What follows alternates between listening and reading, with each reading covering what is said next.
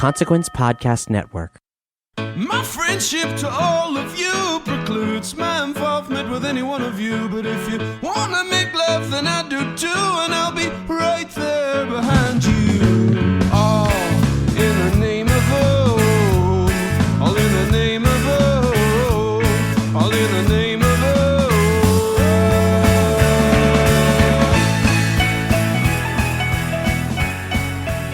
Greetings, constant listeners, and welcome once again to the Losers Club, a Stephen King podcast from Consequence of Sound. I am one of your hosts, Justin Gerber, a senior writer at Consequence of Sound, for what I'm sure will be a light, breezy episode covering light, breezy material. Haha, just kidding. Swastikas, stew bums, and Schwimmer's stash are only the tip of the iceberg. That is the often chilling Apt Pupil, the Summer of Corruption section from King's novella collection, Different Seasons. Now, let's go around and talk about when we first encountered Apt Pupil, whether it was the novella or the film. And also, we might as well introduce the rest of the people here, too. Who is that right in front of me? This is Robert McKenzie, constant contributor to the podcast and the COS. I first experienced Apt Pupil via the trailer with Ian McKellen for the film. Mm-hmm. Again, I haven't read any of these until now. And I remember being like really intrigued by the trailer, and I really wanted to see it, but I didn't see it until a couple of years ago. And we'll save your thoughts on that for later. Yeah, I saw that before the novel, but I did read the wonderful pocketbooks edition, keeping it strong, keeping it real, Different Seasons pocketbooks, and so I'm a total brand new newbie to Apt Pupil. And the person next to me is not my brother, but it is... I like to think I'm your brother. Brother from another mother. Your brother in loserdom, Mel Castle. That's right.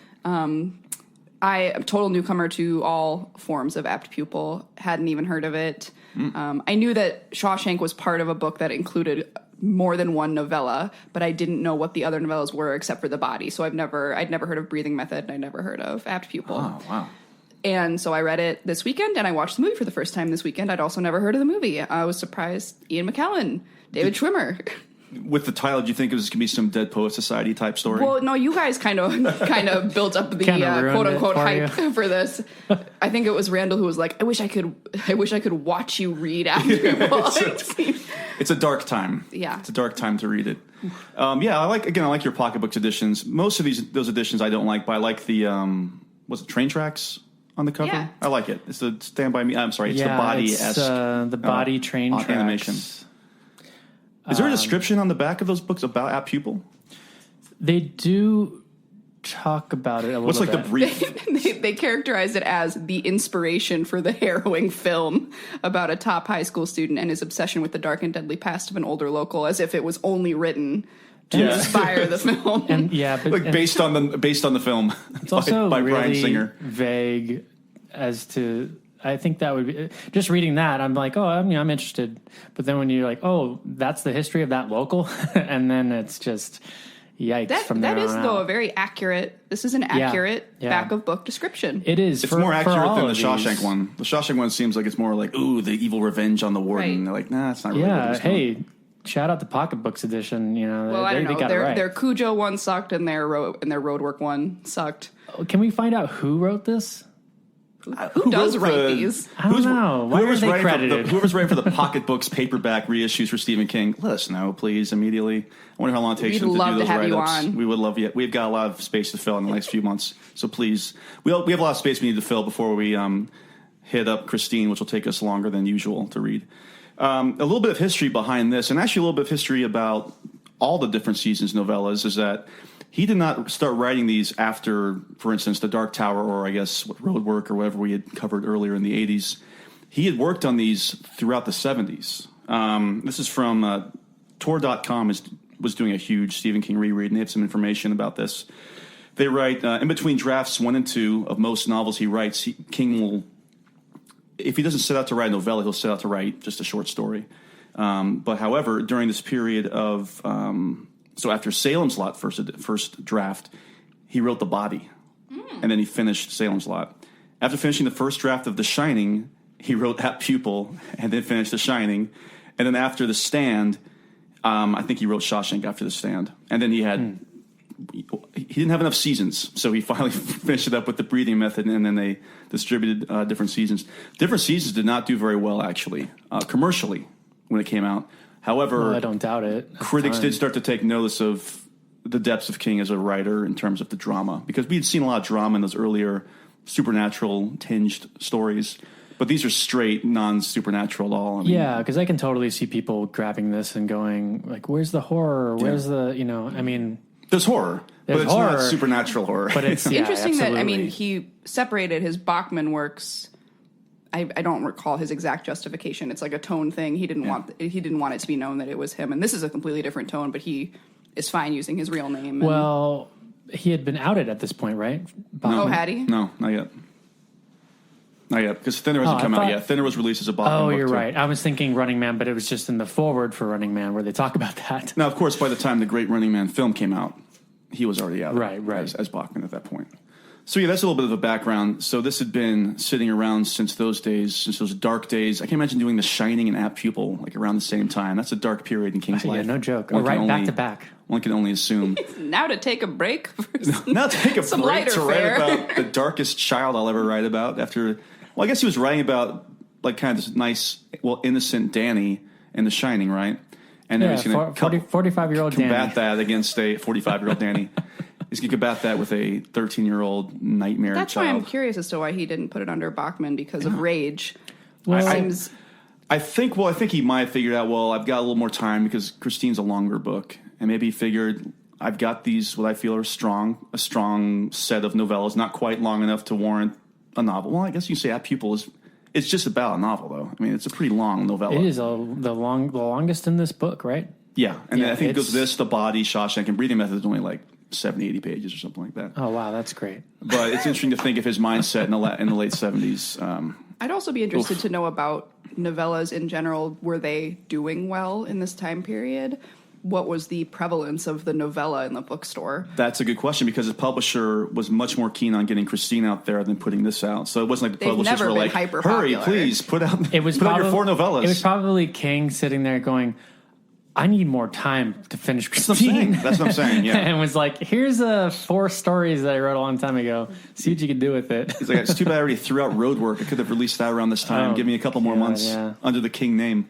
They should just put Roadwork out before every other release, and it would just pale. The releases would be great next to Roadwork. It doesn't matter. He should just keep putting out Roadwork and reissues, just so he can be reminded of how bad People Roadwork were like, is. oh man, this is awful. And then the next one's like Sleeping Beauty. Oh, Sleeping Beauty is a masterpiece. Mel, still haven't gotten around to Sleeping Beauties yet, right? Yeah, the Sleeping Beauty watch in my apartment. Yeah, I think the book moved a couple of inches because my cat jumped on my nightstand, but no, I haven't. Cracked it open again. A non-human presence could move your Sleeping Beauties book from its bookshelf. Look, I am going to read it. Maybe I'll love it. We still don't know. Well, no, and I will hold off for about 3 more years, maybe 4 more years before we get to Sleeping Beauties. Also, for those of us who listen to our episodes that take place in between our book reviews of Stephen King / Richard Bachman novellas, books, short story collections, nonfictions in the case of Danse Macabre, we were talking about Chance, starring Hugh Laurie on Hulu, and Mel, you weren't unable to be here last week, but we wanted to get an update. Have you had a chance to watch Chance on Hulu? Oh no, I'm sorry, I don't have Hulu. That was our worry that you didn't have it. Yeah, I don't have it, and I was finishing up Mindhunter, and I'm sure I'll give Chance a chance one of these days. Take a chance with Chance. I will. I did love Mindhunter. I will say I finished that up. And, that was pretty solid. I'm looking forward to seeing what's coming next. I just started Godless on Netflix. Anyway, that sounds sorry. This is this sounds like an evil tweets episode. Talk about that. Sounds like a news episode. Hey, everybody, remind me to talk about this in the 1 week when we're recording that episode. Looks like the poor man's Deadwood. That's all I'm going to say. Okay, but we'll talk about it next week. Save your thoughts, Mel. We will talk about that in Chance next week. But let's get down to the breakdown of Apt Pupil. Let's start off with the hook, which essentially is corruption, correct? Because, I mean, that's literally the subtitle for this this book in the novella collection is The Summer of Corruption. Mm-hmm. Ah, yes. Don't you see? Don't you see how clear it all is? Not only can you see the future, I can change it. You can change it, exactly. My question is, right off the bat, You know what? I'm going to hold this question for later on until after we talk about Todd and Dinker/Dussender. Okay, Professor. We're going to hold it off. We'll have to for later on in the week in our studies. I mean, it's about corruption. I mean, what else did you find that was prevalent about this? Obviously, evil is a major theme here. The reality-based evil that is permeating forever. I think it also does a really good job illustrating just how delicate people are at their coming of age. Just one thing can set someone down the wrong path, and they do a really good job fleshing out Todd, and we'll get more into that. But that's an interesting take on Todd. I think there's a lot we can say about that.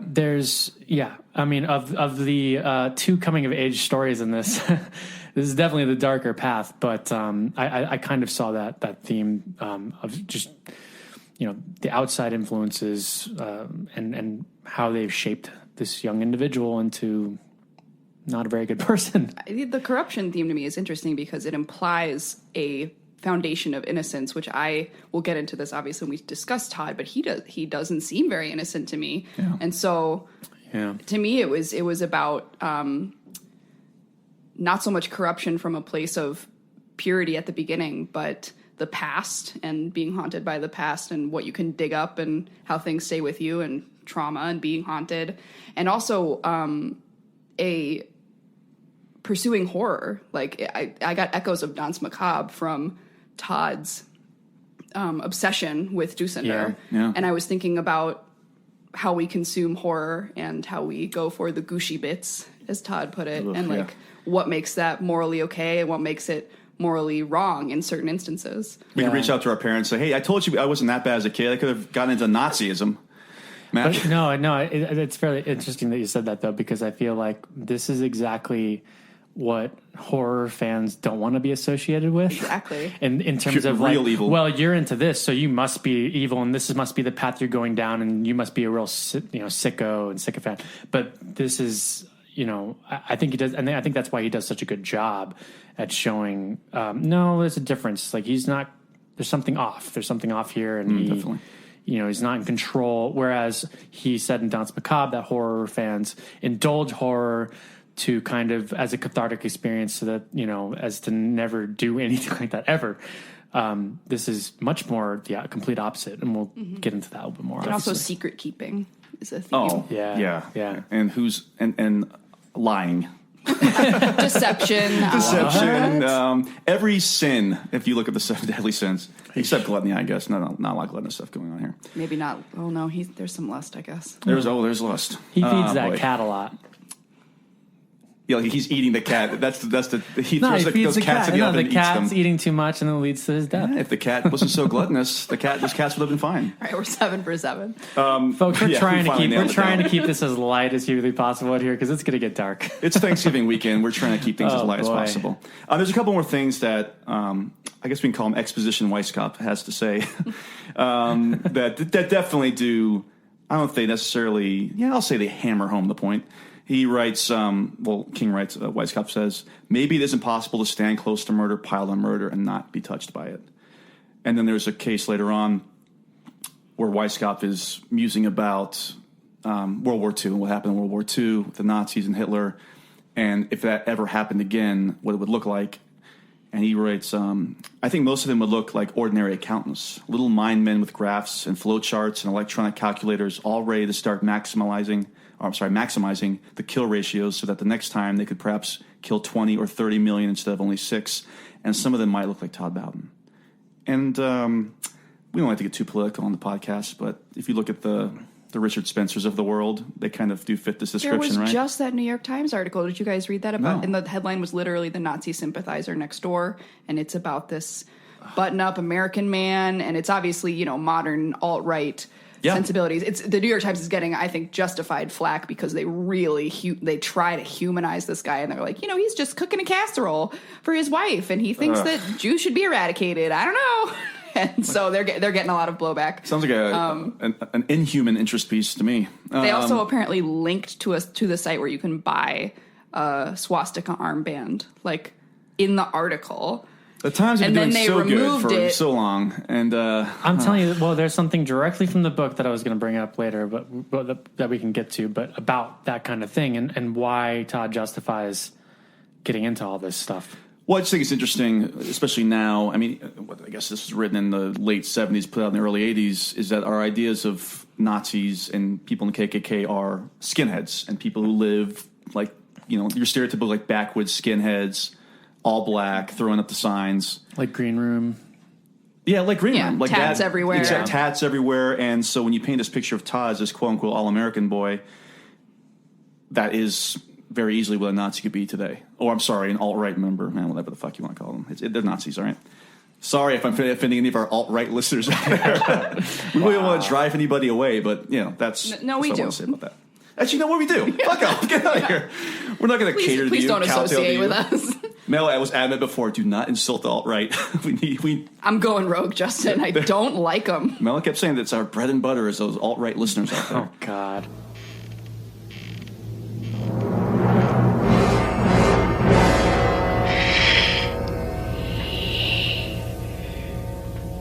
Look at me. Look at me, teacher. But in addition to the hook, as opposed to Shawshank, which was all written kind of like a first-person journal format by Red, this is not first-person. We get into the mindset of many different people. And there are actual chapter breaks in this one as well. I think there's 30 chapters, something like that, 200 pages. Well, yeah, with this one you need it. It's such a long story. It was nice. It was nice, to have the little built-in breaks. So then I could take like a little break and watch something for a couple minutes and then go back. Yeah, like turning on like My Little Pony or something to offset the dread. And it's split up by months, right? Or it says like the month and the year. Yeah, eventually it would say that August 1974, September 74, 75, whatever. And which is an interesting device because it gives you an idea like, okay, this is going to go on for a while if we're using months at the outset. But then it also, by the middle to near end of it, I was like, where is this going to go? Like we've been with them for a while. Like something has to happen. There's a bit of a time jump at the end where he's just about to graduate high school. I think they kind of jump a couple years. But they've both been busy in that interim, as we learn later on. I have such a hard time with dates when I'm reading. It's so hard for me to follow, like, oh, wait, what was the last date that they were... I know that time is jumping because if they start throwing a lot of dates at you, you spent a lot of time. And then I pick up on it. But I had such a hard time registering that right at the beginning. I almost never pay attention too much to it, except for the general, like, oh, okay, it's this era. I think it was easier for me because, again, I've read this a couple times, actually. Yeah. I should probably point... Oh, I didn't even say where I was when I first read it. Oh, yeah, where were you? Same thing. I knew about the movie. I read the book. Anyway. Was the movie like that much of a splash? No, it wasn't. Well, the big thing for me... And a lot of people, I guess, is Bryan Singer, his previous film was The Usual Suspects. And so everybody was waiting to see what he was going to follow up and do next. I'm sorry, when was Shawshank released? Is Shawshank was 94. Okay. No, it was a couple years before. It's like 4 years before. This is 98. Shawshank was 4 years before Pupil, the novel. The movie came out. When did you first read this, though? Oh, not until... I guess it was probably around before I saw the movie. So I think it was probably 98, 97, 98 okay. when I first did you read see it in theaters? No, I saw it on video. We'll talk about that a little bit later. Yeah. But we got off on this tangent about Bryan Singer. What were we talking about again? I've already lost track. Format. The format. Yeah. The years. Mm-hmm. I think if I hadn't read this a couple times before, it would have been a little more difficult maybe to see how much time had passed. But then I remember, I think he's 13 when the book starts, right? And he's like 16 or 17. Yeah, he's nearing the end of high school. I don't think he's a senior in the book. But so we follow him for about 3 or 4 years essentially, and that does make a huge difference. I think if you get that time down, because as we'll learn later in the movie, I don't think the impact is felt as much as you can drive it home with this particular story. We'll save that for hour 4 in our novella podcast today. I'm sure we'll get to hour 4. Something else that gets brought up quite a lot in this novella, before we move on to talking about the characters themselves, is the idea of your great interest, and they'll bring it up occasionally in all caps, and it's something that Todd's teacher kind of informs them about. Like, you'll find your great interest one day, and what is it going to be? And as we learn, Todd's great interest, of course, is the Nazis in World War II and the Holocaust, particularly. Let me ask you two a question. Oh boy, are you going to ask us what our great interest Mel, is? what is your great interest? I'd have to say it would be split between investigating animals from a scientific and societal perspective and creative writing, horror and fantasy and speculative fiction. Mac? I wish I had some really good ones, but my great interest is probably anything to do with the history of Egypt. And Whoa. Also, Indiana Jones I was a big. No, I'm telling you, I want to be an archaeologist. You're like, what's your passion? I'm going to make fun of it. No. I wanted to be, when I was a kid, I wanted to be an archaeologist for that. Indy introduced me into the adventurous world of, archaeology, which I realize is not a real thing anymore. In terms of, no. Totally. I'm saying in the adventure realm of Indiana Jones. Yeah. I don't know if that was when ever I'm a not thing. going in. However, these days I probably could go off and fight Nazis for artifacts and things. Now that I could point out some Nazis for you to fight. But no, so yeah, anything about that, and then I'm a big Star Wars head. I'll never not be interested in Star Wars. So Lucas hooked me. What about music? Oh, if I third, I'd say music. Sure. I don't know. If I mean, music's more. I mean, your great interest doesn't get us. I'm more interested in diving in. I'm more interested in producing music and like the future music as opposed to like digging into the history of music. You know what I mean? Like I guess I'm interested in it, but I'm interested in producing as in making, not music. researching it as in producing as in making, rather than researching it. And although I do listen to quite a lot of music, that would be number 3, Mal. Okay, thanks a lot.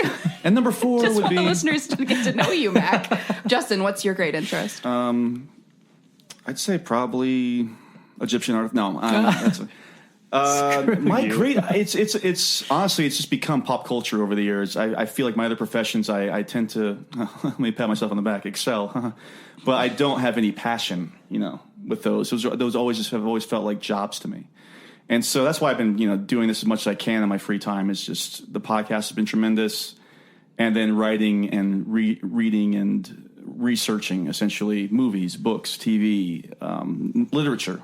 As we tend to do on this podcast when we don't go off on our tangents. We try to dive deep. And also, of course, sports. So basically anything popular culture has always been fascinating to me. And I've always admired the people who excel, at least the good people that excel in those various fields. That's my great interest. I'm a really exciting person, as you can definitely tell. I like everything. This is his first date line. Yeah. I'm a very exciting person. That'll be like me on the stand one day.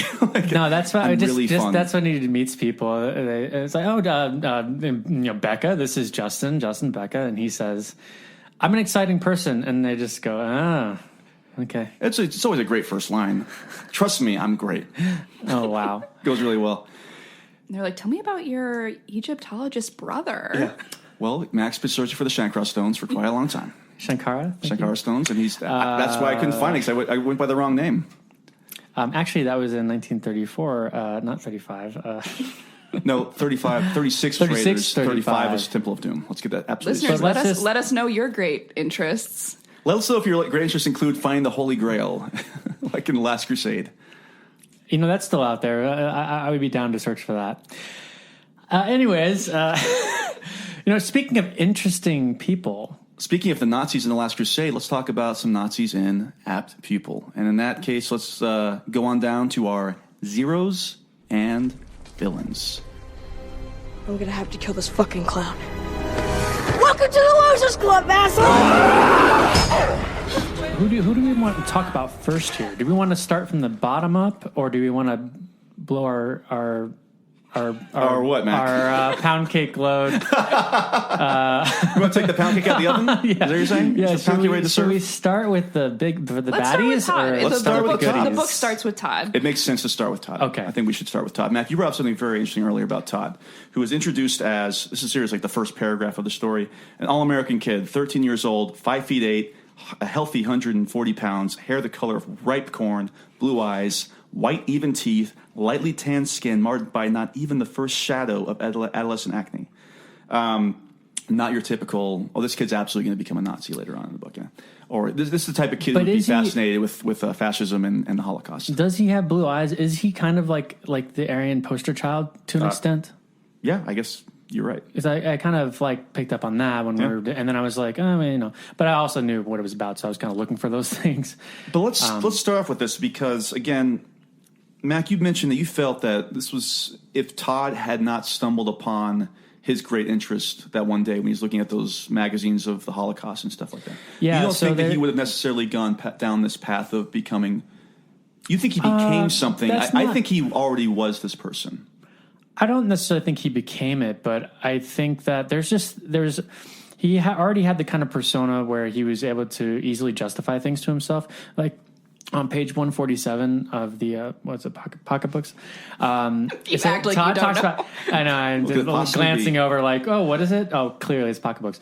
It says when he was reading these magazines about World War II, and they have all this, like, in the back of it, they have all this memorabilia and Nazi paraphernalia, and you know, he says, you know, they said it was bad, but it seemed like a lot of people must not mind because you have, you know, all these magazines about it, and you have all these like paraphernalia things, and you can get all these artifacts and these, you know, like you were saying, that the New York Times has a link to the swastikas, you know, and stuff like that. And then he refers to, I guess, finding your great interest, like falling in love. And I thought that was really kind of creepy because I would agree that's kind of creepy. People really well, it's just because he's able to justify it as an interest at first, you know, and he's like, oh, it's okay that I'm into all this stuff and I want to know all this stuff. It's not, he doesn't even see it as creepy at all.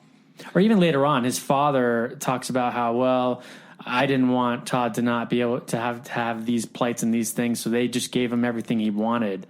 And it's kind of a comment on like, well, you know, are his parents somehow, you know, responsible for the way that they brought him up, for giving him everything, from never like having him want for anything, you know?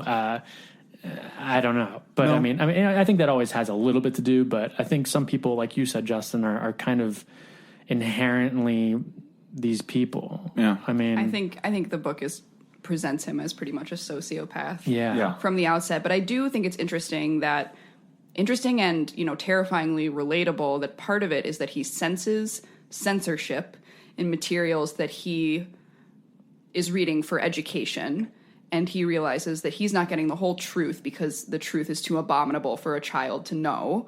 And to any child, I think that's a siren call, right? That's you want to find out what really happened. Absolutely. I absolutely agree with you. I think when I was growing up, you know, I remember first reading about, you know, I think it was like the 5th grade, like the real story of Pocahontas, you know? And I think this is after the Disney movie came out or whatever. But, you know, when you're a kid, you would have this is around the time the movie came out. Maybe that's why you're researching it. Maybe. But when you're a kid and all you're exposed to are these 10, 15 times removed from the original fairy tale, which most fairy tales are extremely dark and not happy. You know, they're like, don't, you know, do this or you're going to have your toes chopped off, you know, kind of thing. I just think it's very interesting that when you start finding out that you don't know the whole truth, if you don't have avenues to pursue that in a healthy way, or have parents or people that know the truth and, you know, enlighten you in a way that's like, okay, well, this is actually what really happened, even though this might be hard to hear, this is what actually happened. And if you're just going, and if you feel like you can't ask and reach out and you have to go through shady avenues or go through friends bureaus or whatever, or go through the magazines and you can't actually talk to adults or talk to people about these things on a real level, I think that already is breeding like this, I'm not supposed to know this, I'm going to go and do this thing I'm not supposed to do, when really all you're looking for is like the truth. So I think that for a lot of people, and this is, I'm not saying, well, you know, Todd was just normal or he shouldn't have done. No, I mean, like, obviously the way he goes about this and then who he gets the information from and blackmails and all that stuff is terrible and like just super shady and awful. But I think that there should be more of an open dialogue from the get-go. People should not be totally. I mean, and I know at a certain age you need to be delicate about what you're telling your kids, because you want them to believe in Santa Claus and the Tooth Fairy for as long as you can. But I also feel like that age is a lot younger than people I think realize, and I think that there are certain things that they should probably start to being truthful about earlier on than I didn't see. I'm not getting any sense that he was being held back from finding any of this material. Oh no, I'm just talking about people in general, my own experience growing up. Yeah, because with Todd, I mean, he even writes a book about knows. this. Oh, not book. He writes a book. He wants like the photographs though that are not available to him. And that's the thing about that too, Mel, is that those photographs would not just be published in a random magazine. You'd have to go search deep for that type of. Well, this is why it scares me as a horror fan, though, because I can totally relate to his desire to see the gushy parts. Yeah, because that's kind of why we watch horror movies a lot of the time. Is you want to know how far they're going to go, how much are they going to show me, how close to the primal grossness of human nature am I going to get? Yeah, and how am I going to react? Yeah, to it. And that's relatable, and not specifically for me in like the Holocaust sense, but like. Well, no, I think it's kind of frightening because you always you want to know there's they leave things out, or they say, well, this isn't even half as bad as it got. So then you're just naturally like, well, how bad did it get? And people might say something, but then part of you is like, how do you know? Is there a picture of this? Is there something like the real? True, and I'm not just talking about the Holocaust. I just mean like any atrocity out there, like serial killers and stuff like that, and it's obviously it speaks volumes to like who you are as a person. Like, can you handle that stuff? Or I'm not saying they should be in like textbooks necessarily, because some people just cannot see that stuff and unsee it at all. Yeah. I don't think you can ever unsee that kind of thing. I went to a Holocaust museum in London when I was over there in July, and I had such a visceral like breakdown at one point. And I was walking through, and I found myself like rushing through the first part of it because I was just like. I don't know. I just felt like I couldn't be in there. I was like, I have to get out of here. This is like, it was really That's valuable intense. though. And I was talking to my boyfriend who I watched the movie with earlier about how and I'm Jewish. I was bat mitzvahed. I'm raised Jewish. My Holocaust education was not very good. It was definitely the figure 6 million thrown at my face without a lot of, I don't know, like a lot of human element in there. And the only thing that I remember really affecting me is the picture of all those shoes that gets passed around. Yeah. So I think it's important to have that reaction. I wish I'd been taken to a Holocaust museum. Again, Mel, Mac and I, our father's side of the family is predominantly Jewish, going all the way back. We can get into in terms of how we react a little differently to that too. But for me, I guess growing up, in terms of finding out about a lot of these things and realizing the true impact that goes beyond the number you were talking about, Mel, is being young enough but being allowed to watch Schindler's List at a young age. Because as intense as that movie is, I do think it's a good educational tool in the way. The show, I mean, obviously it's a Hollywood film, but you do get a sense of more about what was going on, I guess. In terms of like the next step that you can get from like a 5th grade or 6th grade education, you see the children, you see the people in the showers, and you see just the people getting shot, people getting lined up and shot and thrown into the smokestacks and the chambers and everything else. And so then from there, I can't remember how I really learned about everything over time.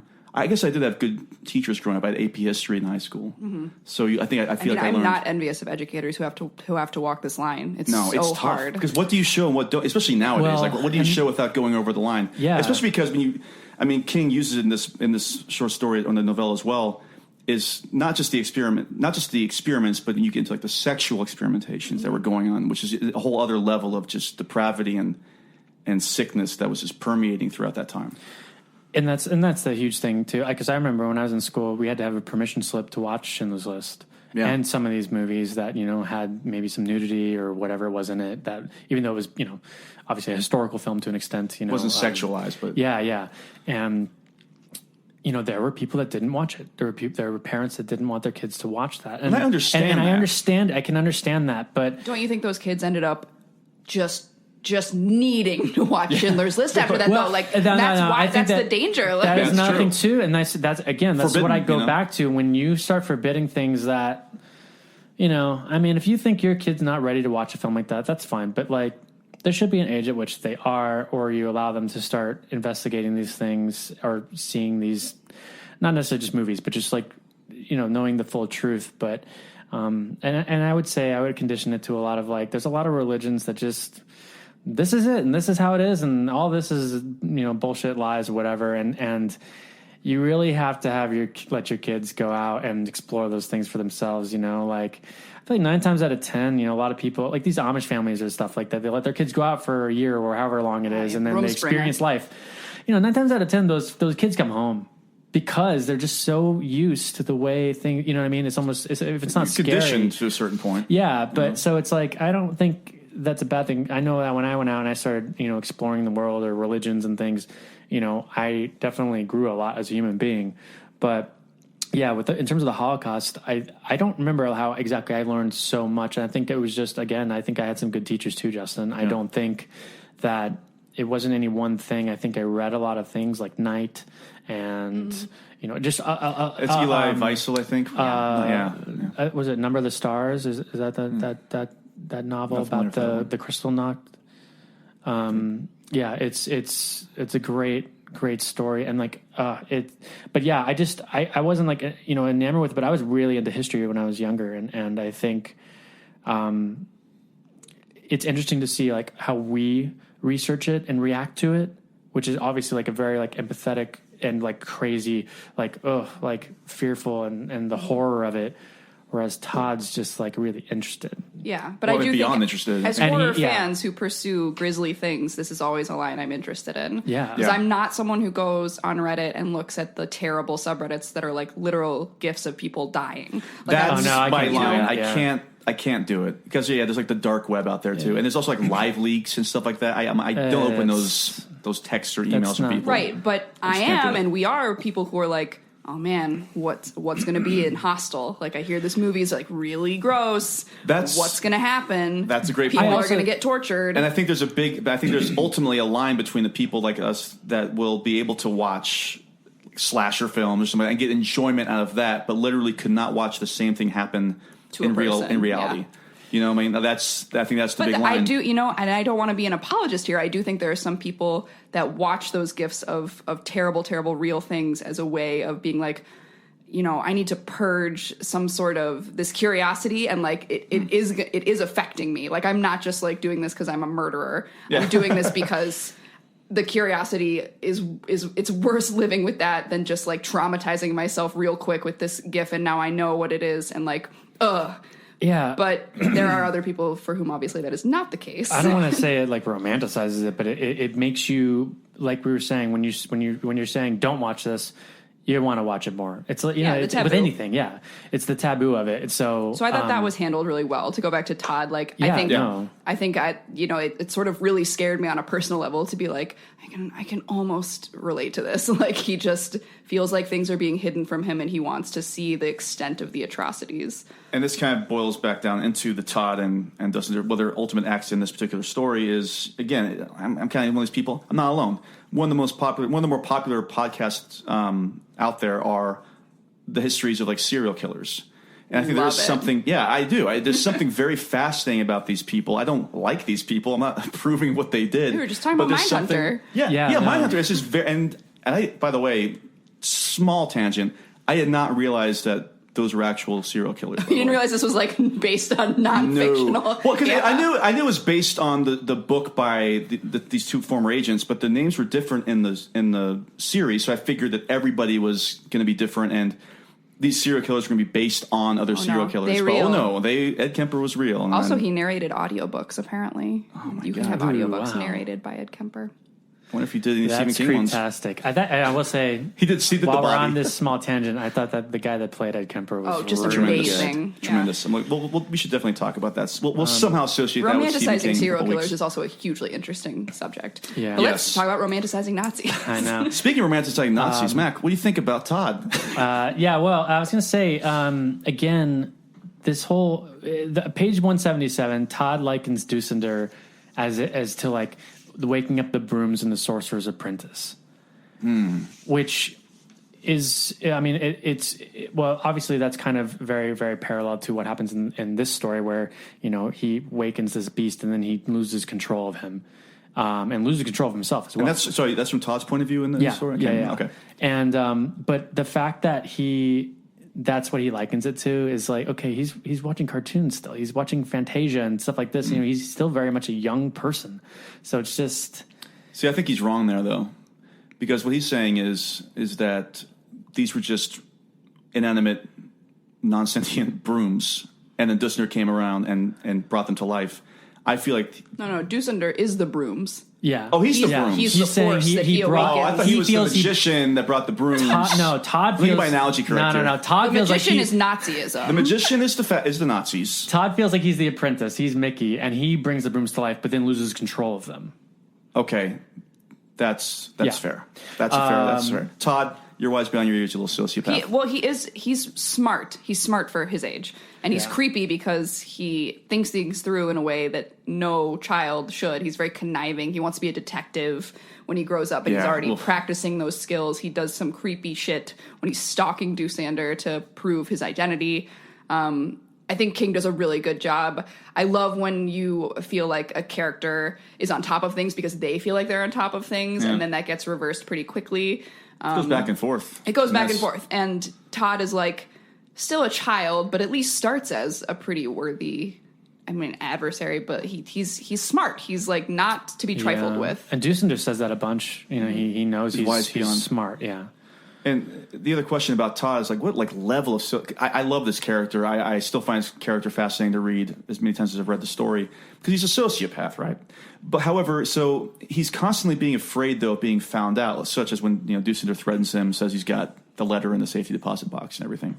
So I'm just fascinated by this character. Is he afraid of being caught because he feels bad about what he's done, or is he just afraid of what people will think about him? Yeah, I think it's the latter, right? Yeah, he's used to being exceptional. Yeah. He's the all-star sports guy. He's a golden child at school with his grades. He cannot be anything other than like all-American boy who's beloved. But even the Gilby being found guilty, not because of what he's done. Yeah, and then when he gets so invested in Dusender and these stories and his grades drop, like he's just like, I'll forget it. I can't do it. Like, he's still concerned, but he's more concerned about keeping the secret. This makes him very different from our alt-right listeners who are, they prize being edgy. They prize people knowing that, like, they have these horrible... But then we're also looking at it through, like, today's lens. Like, when this was written and the time period this is supposed to take place, neo-Nazis weren't prevalent. And, it wasn't like... You didn't have, like...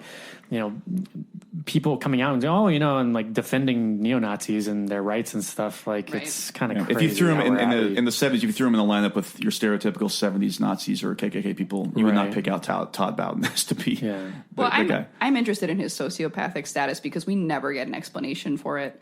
And this is a deep flaw of the book, I think, in that it doesn't address that in any way, and it also doesn't address Nazism in any deeper way than calling it an innate evil. But we'll get to that. We'll begin to that a little later on. I just am like, he's a cool sociopath in that he's a great character when he's already there, but we get nothing other than he's fascinated by the Holocaust. We get nothing before then. Yeah. They say he's never been abused. He's never wanted for anything, which makes it creepier. That was my argument earlier, where I think he was always this way. Like, I think if something else had come along, he still would have done a similar behavior. Don't they go into a little bit of his history, just like rattling off like his relationship past? You talking about point? Todd? Yeah. And like in terms of like the girls he's been with, because he's not like a virgin, right? Well, he's like 13 years old. He loses his virginity to Betsy Trask. Yeah. Right. But is that after we already... Is that when we meet him? Or is that before? Well, the movie's confusing. The movie takes place in a year. This takes place over several years. He hasn't done anything with any girls yet at this point. He's too young. He's 13. That's right. Not that I'm telling anybody out there. You're right. too young, by the way. I'm just saying he's definitely... That's later on in the book. And then like... he's just really interesting. It's like page 180. He says, maybe that's my best. An inner voice spoke up suddenly. Or maybe that's the best. Maybe you even didn't. I'm sorry. Maybe you even did it on purpose because a part of you wants it to end, needs for it to end before something bad happens. He knows what he's doing is bad, and he knows it's gotten to a point that he really can no longer do this without it spiraling out of control. But sorry, Todd, it's already spiraled out of control. It's never empathy. It's never like I'm hurting people. I'm like thinking of things that are terrible to other people. I think it's interesting that he doesn't have any siblings because that would require him to have some sort of interaction and empathy. He has no friend in the book. He like doesn't talk to anyone at his high school. No. He has no friends really. He just plays sports, and I don't know. Like he's a creepy child, but I just want more of that interiority before any of this stuff happens. Like, is it just that he's so sheltered? Is it like Mac was saying, like they kept him from everything while he was growing up and made sure he wanted for nothing, and so he's looking to other avenues? And I can see where you're coming from, because they over-explain a lot in the last like 20 pages of this, I feel. Yeah. And you could have maybe spent a little time, like you said, Mel, like going back and maybe a little bit of history, I guess, of his childhood. Well, and I'm fine too if he really wants to imply that it's this like monstrous innate evil, but to do that with Nazism, I think, is lazy, and we'll get to that. But I don't know. We'll get to that. And there's some other things about Todd and the way that King writes Todd I found interesting. There'll be these little asides, such as Todd's an extremely apt pupil, which is mentioned a couple times in the book. If you didn't notice, the title of the book. It's the title. He was too straight A's and B's all the way up and down the line. If he'd done any better, straight A's, for example, his friends might have begun to think he was weird. So even in that regard, he just wants to do really well, but not stand out too much, which is a weird thing.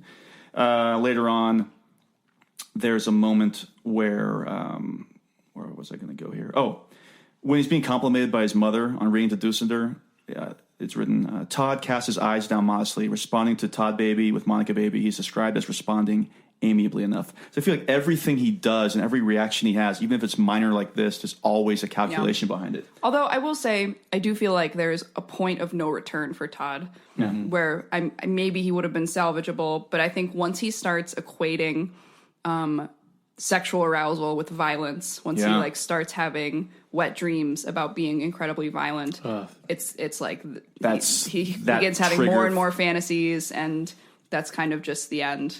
Yeah, and that's when this inner monologue becomes much more violent, because even here it's just kind of like the controlled smiling and the responses, and then later on he just starts fantasizing about just killing his parents when they just make a nice that is what did comment, it for me. you know? Like that did it for me. That's what scared me. That's what scared me the most was he's just like, his mom's talking to him, and he's just like, like, I just want to like blow your head off right now, and just like picturing what that would be like, and you're just like, okay, this guy's. This guy's really messed up. The equating sexual arousal with violence rings very true to like criminal profiling. Like that's just like sometimes what serial killers have, that like mix up of junctions in their brains.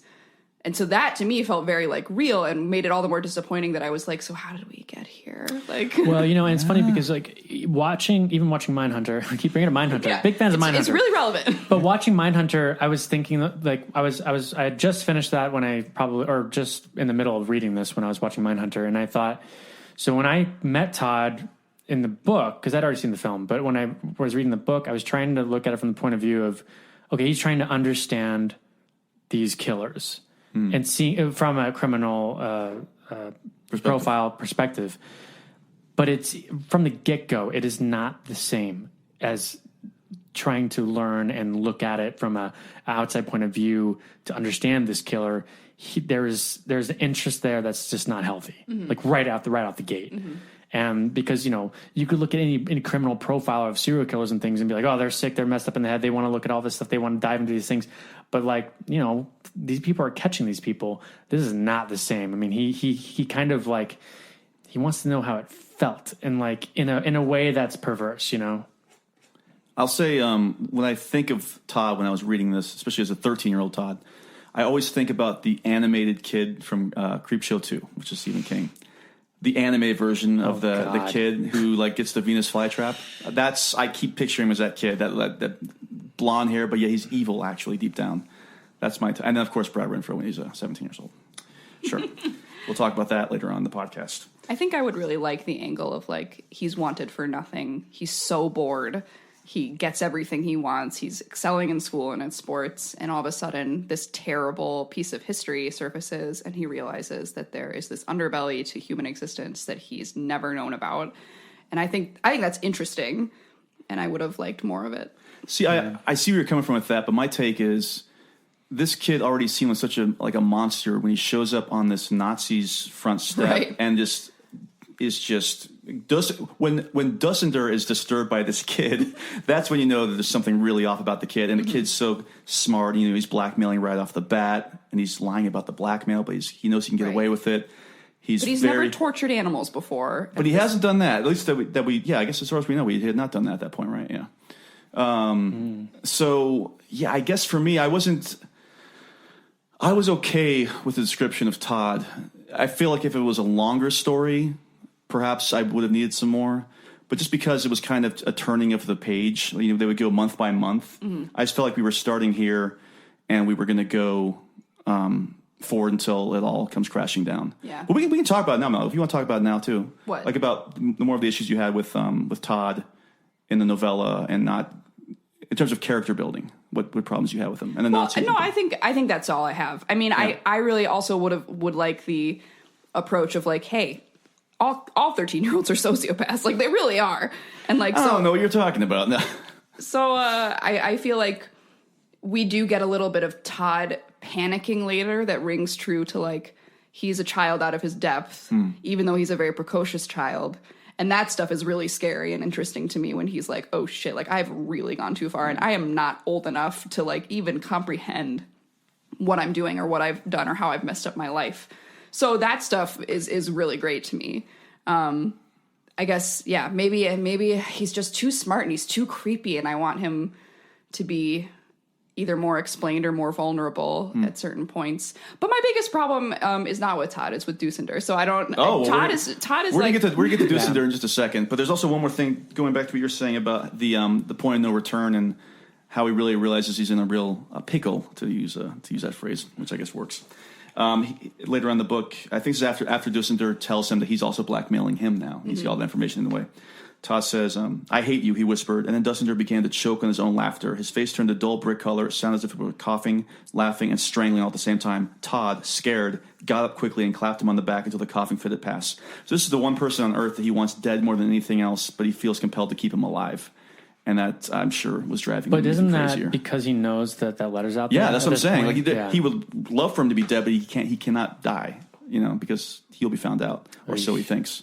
But I think we've spent a lot of time on our good friend, the wonderful Todd. Well, we're going to keep talking about Todd for sure, I'm sure. But we'll be talking about it a little bit more. But let's focus more on Kurt Dusender, a.k.a. Arthur Dinker. Who wants to kick this off? Mel, you should kick this off, actually. Okay. Yeah, sure. Let's hear. What's the issue? He's issue? only a Nazi. Ugh. Sure, he's a Nazi. Nice guy. I think my issue is that Nazism is characterized as this outside force of hate and evil that can inhabit a person, that can be awoken and start to do its want, rather than a complicated, nuanced part of a human that has committed terrible crimes. And I think that's like lazy. It's making something monstrous in an external way when it needs to be dealt with in an internal way. You think it's being used more as a plot device as opposed to kind of even just a minor study on what would happen if to a Nazi later on in life, that type of thing? I guess, and we never really get an honest take of Dusanders on what he's done. Like, we get that he's annoyed that Todd shows up, and we get that he doesn't want to talk about this stuff. And I think it's implied that he doesn't want to talk about it not because he feels super guilty, but just because it's done and he did what he was supposed to do, and like maybe he enjoyed it, which gets kind of reawoken later. But I just feel like if you characterize Nazism as this monstrous, innate evil, kind of like how Todd is characterized as this weird, innate evil, you're not giving it the time and credit that it deserves as a terrible thing that happened in our history. I think Dusender just needs a like way more, like even just an acknowledgement of like, oh my God, like, did I enjoy this? Like, what's wrong with me? And like, well, that's a very good point, because that leads me to the big question I have is, this is the summer of corruption, right? So in the story, though, who truly corrupts who? Because like you said, Mel, no one corrupts anyone if it's just there. Well, that's the thing. But so you feel like, well, it is, like Max kind of alluded to this earlier too, is Dusender the one that is truly corrupting Todd to become who he's actually going to become? Does Dusender do all these things later on because Todd arrives again and forces him to bring all this stuff out? Like, that's the back and forth that I actually do enjoy this back and forth. This part of this is not criticism, but I do see where you're coming from, Mel. Where as opposed to just having him maybe be just an evil person in general and having nothing to do with Nazism, and then just having Todd be an evil person in general, I think it still would have worked. Like if he found out he was a killer at an earlier age or something like that, and then he stopped killing for years and years and years, and then he discovers him.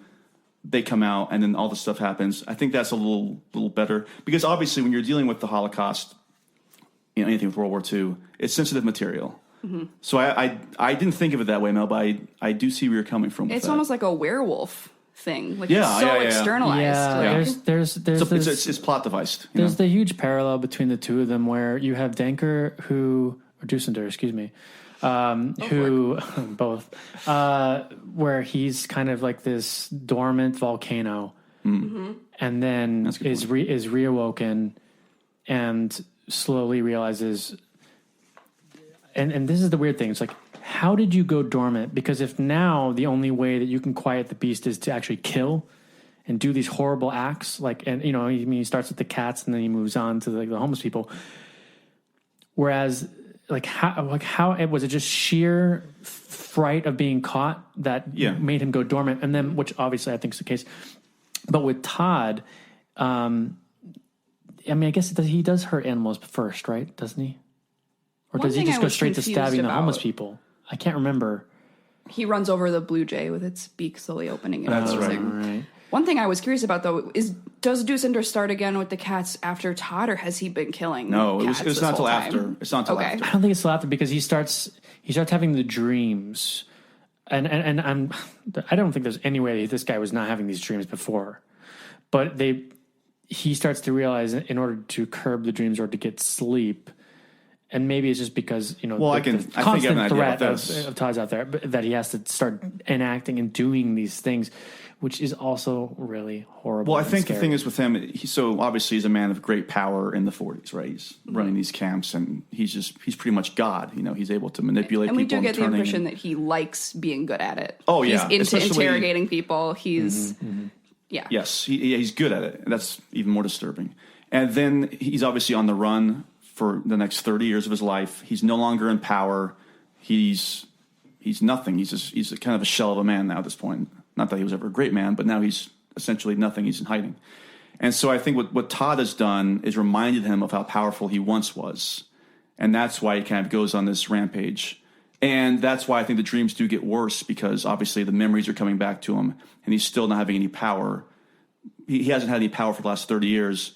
And now he's figured out a way to maybe regain that power. And that's when he starts to, kill, to regain that sense of power. There's a whole masculinity thing we can get in here, too, if you really want to. And I think, definitely there. I think, too, the danger of making Nazism this sort of monstrous thing that's almost separate is that, and again, I have to give my boyfriend credit for bringing this stuff up, it was characterized at the time as this totally aberrant, sprung up out of nowhere in the midst of modernity thing, like just some sort of crazy magical monster that came up, and to characterize it that way is really harmful. It's not like, they were the first people to think like this, and it's not like it came from nowhere. Yeah. And so even on the level of the individual, I just don't like that treatment of it. Yeah. I see where you're coming from with that. I do. I don't know if I don't think it was necessarily King's intention to diminish. Nah, everyone's just like, Nazis are evil. I'm gonna write about it. Yeah, he's like, that's it. And there was no hatred before World War II. This just came up because Hitler was looking for a reason to talk about why things were going so bad. But that does give this whole thing a different slant, obviously. So, yeah, that's Dusender is a real piece of work, and King's a real piece of work. Yeah, because I thought it was interesting too, because we don't really get a lot of Dusender pre-Nazi, we don't know how he, became this, this Nazi leading the camp, right? They don't really go into, because part of me was like, all right, well, was Dusender just this normal guy?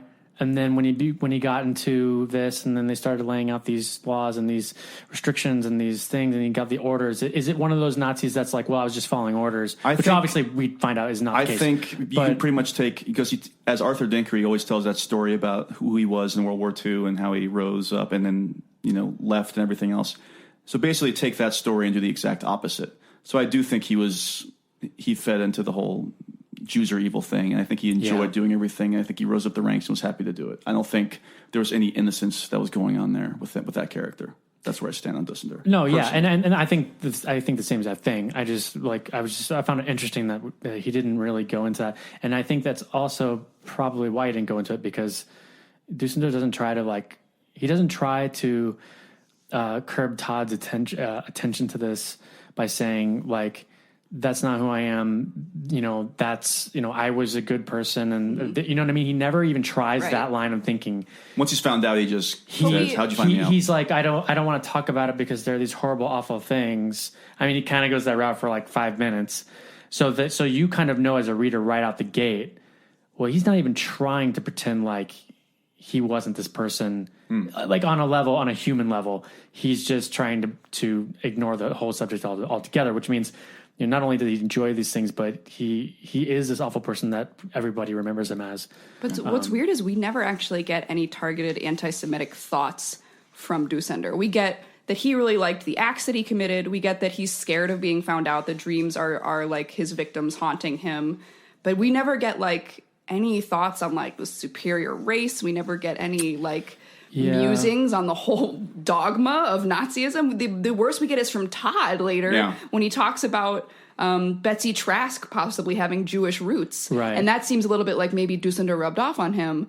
But we kind of only get this aftermath, and that's another weird thing to me too. Like, where is that stuff? It seems like maybe Dusender does throw around a couple German Jewish slang when referencing a couple people. I think he was referencing French at one point.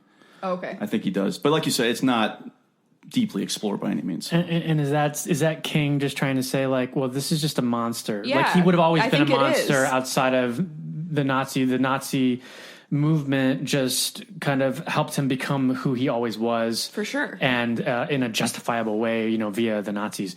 And so I think that that's why also the same thing with Todd. Todd was probably, and like Justin, this supports your theory, that Todd was just always kind of like this monster waiting to happen, or waiting to come to fruition or whatever. And maybe Dusender always was too, but using the Holocaust, I guess. Yeah, it's like the right opportunity for him. Yeah. And that to me is like very scary, but also just like, why did you have to use Nazism? There's so much there. Like you could really tap into way more. But I think that's why Todd's the main character here, and where we see there's not a war, there's not anything going on right now for this to happen. Yeah, this takes place just after Vietnam, I guess, right? But he seeks it out. He finds a way to like quench that thirst in him of being this like innate evil, I guess. He seeks it out, whereas Dusender didn't. He was in that situation, and maybe he did. I'm sure he like joined up right immediately when he heard the war was on. Dusender's pretty scary. They're both scary as hell. I had a hard time reading this whole thing. Yeah, it's a tough one. I wasn't like, can't wait to take the train home and read. I was just like, oh God, I got to read another like killing bums. 20 pages. Of this nightmare. What do you think? So, I'm not talking about, obviously. Listen, if you talk about his deeds during the Holocaust, Dusender wins this by a landslide. But who is the more evil of the two characters at the end? Who do you think is the more evil? It's Todd, or is it Dusender? I don't know if I can even. Right? They're both. But so you think it would be easier? But I don't know. I don't know who the more evil is in terms of I think they're just both cast as irredeemable, which again makes the theme of corruption so interesting to me, because like there was little there to corrupt. But when it starts, you think there is corruption happening. I think that was what was. You think that this Nazi's going to corrupt the kid, and then you discover, well, maybe the kid's corrupting the Nazi, and then you discover, oh no, these people are always awful. If they talk to anybody else, they corrupt them. But that's why I like the theme of corruption and what turns out to not essentially be corruption at all. That these two people are so similar and just different generations, essentially. And it goes back to the Weishaupt description of, evil is going to look like whatever evil is going to look like, down the line. Yeah, that's like the big fake out. Yeah, but I mean, we'll keep talking about these two characters, obviously, because they are the main characters of the book. But do we want to talk a little bit about? Let's talk about Rubber Ed next, I guess, if we want to talk about the next major character. I've got it written down here. This is written in the book. Ed French, a.k.a. Pucker French, a.k.a. Sneaker Pete, and the Kedman. Also, a.k.a. Rubber Ed French, a.k.a. Daddy Fatsax, a.k.a. Lucius Leftfoot, a.k.a. Billy Ocean, a.k.a. Francis the Savannah Chillin' Pimp, Dungeon Family First Generation, here to keep the E in Ed still cooler than the polar bear's toenails. Not all that's in the book. That's an Outcast reference for everybody out there. Thanks, Justin. I will be leaving now. I just want to make sure I made that hilarious joke in the middle of our discussion of the Holocaust for the last hour and a half. So Ed is the guy. I guess he's the guidance counselor, right? Who's truly concerned about Todd. Who's been a very good student up until the point he starts to, have discussions and lessons from Dussender. So what do we think? We're not going to talk about movie version Ed French just yet. We'll definitely talk about him later on. But I feel, obviously I feel kind of bad for Ed French, especially when the story ends. Yeah. But what do you think about the sequence of the major part, I guess, where Dinker impersonates Todd's grandfather and goes to talk to Ed? Well, when Nom de Plume Dinker comes in and... it's interesting when he talks about the parents having, what was it, the mother having a drinking problem? Yeah, the mother. Rubber Ed, like in his mind, starts thinking, well, I've seen worse. And he kind of rattles off some stuff like heroin addiction, all this stuff like abuse and pretty bad stuff. And it's like how he's dealt with all these things, but somehow he's Dussender's that good to pull the wool over his eyes. I do feel bad for Ed because he wants to get to the bottom of it and he tries really hard. And then and I don't know what he was thinking when he went over that at the end. But I think Dussender, it's proven earlier on that he's a master manipulator. He's a master inquisitor. And I liked being able to see that because it was just like, man, he's really good. So if he's able to fool governments, super scary. Yeah, it's frightening. Yeah. He was able to totally disarm this guy who his job is to see this stuff and to get to it early. I mean, his primary goal is to help the kid, right? Yeah. And if they can feel like they're on the same side with that mutual goal, Ed's fine with it. And I really feel bad for Ed, like you were saying. And I love the archetype that has endured the test of time of the like nebbish guidance counselor, wearing Keds, will always be there. Like it's still a thing now. Would the modern day equivalent of that be like somebody with like the nice glasses, Converse All-Stars would probably be the new thing now. Yeah. Tweed jacket would still be in style. It'd be like the Warby Parker models. He's got like a fidget spinner, a box of fidget spinners in his room. Handlebar mustache. Yeah. Well, I think it's also, I mean, as I said, that archetype has stood the test of time. There are things in here like how Ed calls up his actual grandfather that is like so not a thing that happens today. Like he's just like, I'm in town. I would even say, who do I know in this town? Let me go so far as to say that's not a thing that's ever happened. There's my problem with what happens in this book is those last few pages. There's a very simple way for Ed to find out that Dinker is not Todd's grandfather, and that's actually done pretty good in the movie. That makes more sense to me. I just didn't buy that like 2 or 3 years later this guy would be in a hotel room and he would happen to remember a conversation he had with somebody's grandfather as to where they lived, 1, and then 2, feel compelled to call up that grandfather. I didn't buy that reveal. I don't know. There's a special reason why he remembers in that hotel, but we'll get to that later. That, you know what, Mac? I might have to take everything back because I know what you're talking about. Yeah. And that it could be the exception to a narrative rule. But I'll tell you what, it is a king exception only. But yeah, we'll get to that. Maybe he put that in their delivery. Like, okay, you might not believe this is going to happen, but if we add this. Yeah, exactly. Yeah. Do you know what I'm talking about? Do you know what I'm talking about? I don't know yet. You'll know when we talk about it. You know, that's true. I do forget. No, I agree. I do think there was a line in here that I thought was really creepy, though. It was like when he's talking to the real grandfather, he says, all right, where is it? The grandfather says, sometimes the past don't rest so easy. Why else do people study history? And, again, with Dussender, like the beast could sleep, but it's always going to come back. It's always going to wake up. There's no, when it's that atrocious, there's no real getting rid of it. And I guess unless you die, which we find out with Dussender at the end. But man, it's I don't have a psychology degree. In case everybody listening has not figured that out yet. That's not your great interest. I did? That was my great. Well, why be an interest? That's just my scholastic achievement. I'm a doctor. Mm-hmm. But I do think that once you've committed evil things like that, I don't think you can I don't believe you can stop being evil. I don't believe in being saved. Sorry.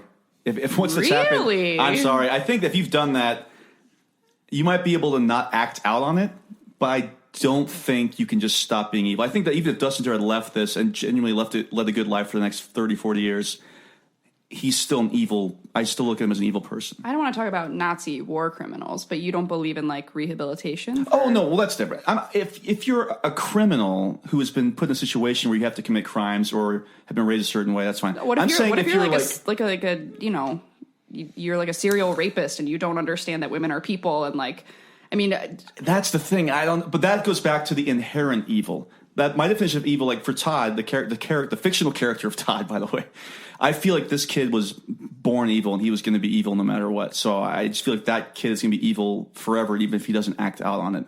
And I think Dussinder is evil. Mm-hmm. I don't think that I think you can awaken it and have him act out, but I think that he's evil forever. But do you think that's a thing that exists in real life? Like people that are born evil? That's a question. That's a good question. That is a great question, Mel. And again, I am not a psychologist. I'm not going to pretend to answer I do believe in rehabilitation. Yikes. But I do still think that there are some people who should never be let out of prison for things that they've done over time. I have strong feelings about some of those acts, but we don't have to get into that right now. Ed French. Ed French would probably agree with no. Ed French would not agree with me actually at all on that. Let's talk more about rehabilitation. No. But yeah, so Rubber Ed obviously serves as the function of, okay, we're half through the novella, let's introduce Ed French, and at the very end, let's have this be the catalyst that truly ends Todd's, I guess, ride that he's been on for the last 3 or 4 years, you know. Mm-hmm. And that's the thing that truly sets Todd off and sets off that shotgun as well. But, you know, we would have found out anyway because of our other Mel, the transition you just made is incredible. Deus Ex Vice Cop Via. Yeah. Oh my gosh. So, there's a couple people we can talk about. You want to talk about Weiss Cop first, or should we talk about... Let's talk about Morris. Morris first, because he's the one who brings Weiss Cop in. That's true. And I already knew this person was... honestly, until this person was introduced in the book, I forgot that he was in the film as well, right?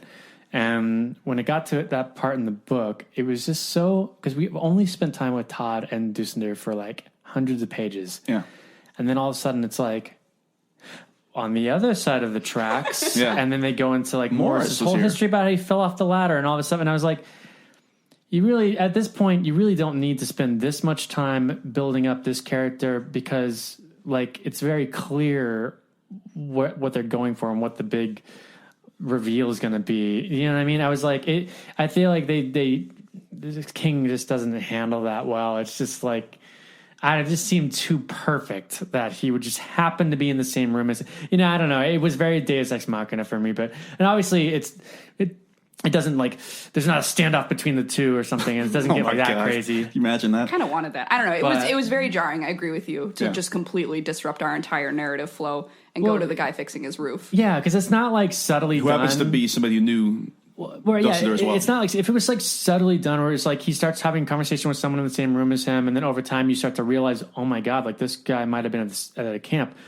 It's just like we get his whole backstory, we get a whole so many pages of him, and I don't know, it just seems like too. It's on the nose. Too much. Yeah, it's I think it would be the equivalent of if this was in Shawshank and Red's reading the entire time, and all of a sudden it ends, and it's like. Oh god! I guess the warden all of a sudden picking up a chapter like I never liked Andy Dufresne, and going on like that. It would be that jarring. I don't know.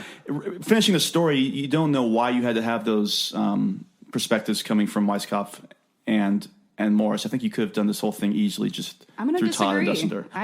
Wow. Well, let me ask you this: if you're going to disagree, let me prep you with this. Do you think that those characters should have been introduced earlier, or are you fine with how they're introduced at this part? I'm of the story? actually fine with how they're introduced because we have spent so long with Todd and Dusinder. It is almost like coming up for air for me, and just kind of like basking in some fucking normal ass people for a little bit. And not only that, but you get an actual victim's perspective, which has been like so sorely wanting in this entire story. That's a good point. That is a good point. So does that satisfy some of your criticism though, with getting some more of the history of the Holocaust and experience? I feel like it's a really interesting choice. Yeah. I'm not sure I'm like 100% gung ho behind it, but I do like that we get it. If he's going to do this crazy thing, it's better that he do it with like, here's a man fixing his roof. He has a past and he has a wife, and here is a little bit about his character and how he's doing on the roof. He's a character. And what he thinks about day to day, instead of like, and in the hospital bed next to him was a man with some numbers tattooed on his arm. Like, yeah, that's true. So, no, exactly. I don't want to interrupt you. No, I mean, that's probably all I have to say, but I really just think that, and maybe it's a selfish thing where I was just so kind of like drowning in Todd and Dusender that by the time we got to Morris and Weisskopf, it just felt like really good. It felt like a relief. And it also felt like a relief to see King do that. I was like, great. He's going to acknowledge that like there are people with thoughts that were affected by this. We're not just going to spend our whole time with these assholes. Sure. I mean, I don't mind in that sense. I'm not saying like, well, I don't want to hear the other side of it. You know, right, it was just the way that they bring it was a jarring for me. It was a jarring thing when you only have like 10% of the book left. I felt I'd liken it to like, and again, this is different because like Marathon Man. I was just thinking Marathon that. Man, or read the book. Nope. There's oh God, I really don't want to spoil this for you. So you know what? Maybe we'll just go on. There's a scene near the end that kind of resembles what happens in this. We'll say that much. There's a scene towards the end where there is a realization of some sort in that way, and it seems awfully convenient, but it's still a great movie. It does, but to me, that's more it's more believable if that happens. But however, you get to spend most of the movie with a good guy, and whereas in this, you're with these two horrible guys the whole time. And we just never get any acknowledgement of the humanity of their victims at all. So to actually go inside one of the victims and see his humanity firsthand was like, okay, thank God. I think the trouble is that though, if you are focusing, this is really the first time King has done this, especially with something this long. There is no hero in this at all. It's just the two villains, and there's two different villains fighting against each other. And so, like you said, Mel, it's hard to find the humanity and the victimhood on the other. Like, we're not spending time with the stew bums who are getting murdered. You know what I mean? So I think that I guess that might have been a conscious decision on King's part. Then is to have here's all this evil. Oh, by the way, here's a victim from the past who's been affected by this evil, this absolute evil, you know? Yeah. And it's a really tough, it's a really risky thing to do. And I think King is one of the braver authors for attempting it, to start a novel with or novella rather, with someone being like, I want to hear about like the worst bits. Cause then he's going to have to write about the worst bits, and we're going to have to want to stick with the book despite that. And so we know it's only gonna get worse. That's a setup for disaster. Like, that's just going to feel like wallowing in shit for so long. And I don't know. Like, it's a tough balance. You got to acknowledge the victim somehow, somewhere. Was this the best choice? Probably not. Well, I think for me, when we got to that character and they were spending so much time on it, I was like, I've spent the last 200 pages wanting this to end. And now we're going to open up the world more. Like, I was just like, I just want to see them get their comeuppance and be done. Like, I didn't want to go into a whole new character. And I was like, how much more of this do we have? I was just scared that there was going to be so much more. And I was just like, this is just like, I don't know. It was a really hard read. And in that sense, he does his job, because it was a hard read. It was a scary, a different kind of scary. And I was so ready for the body. For the body. I really was, and that sounds like a really uplifting story too. I think if this was just released as a separate piece of work by King, it wouldn't make as much sense. But I do like how we are thrust into this depravity after the hopefulness of Rita Hayworth and Shawshank Redemption. Yeah. I mean, I gotta make sure I get that. Do you mean Andy Rita and the Hayworth, Slammer? Andy and the Slammer, and then we get Cats in the Oven. I mean, it's incredible. Oh, boy. That's the last time. Guest appearance from Andy. Let's not. We'll talk about the guest appearance later on too. But I thought. Do we want to talk about Weisskopf, or did you have something no, about we can Morris? move into Weisskopf. But Weisskopf is very similar to the Morris device of, okay, now we're going to have Weisskopf explaining why, how they're figuring all this stuff out. It's very exposition. It's very, Inspector. It's like Sherlock Holmesy. I don't know. I don't like the character, but it's just, I don't know if we need to have all that explanation. It's kind of like the psychologist at the end of Psycho. Like, do we need to have the psychologist at the end of Psycho? Well, for good actor, probably by the way. for I do like that most those audiences. Most of the audience, they were out there, confused. They were like, please explain. And Mother killed the girl. They're like, wait, why is he dressed up as a woman? Ultimately, I think that you kind of needed this only for Dusender to take the steps that he does, because if you didn't, I don't know, would he would he have like tried to kill himself out there? Well, I'm saying I don't mind him being on the bed with him and saying, "I know who you are. I know who you are." I'm saying like the car ride and like the coffee shop scene. Like, I think it's also. I mean, I agree that he's super talky.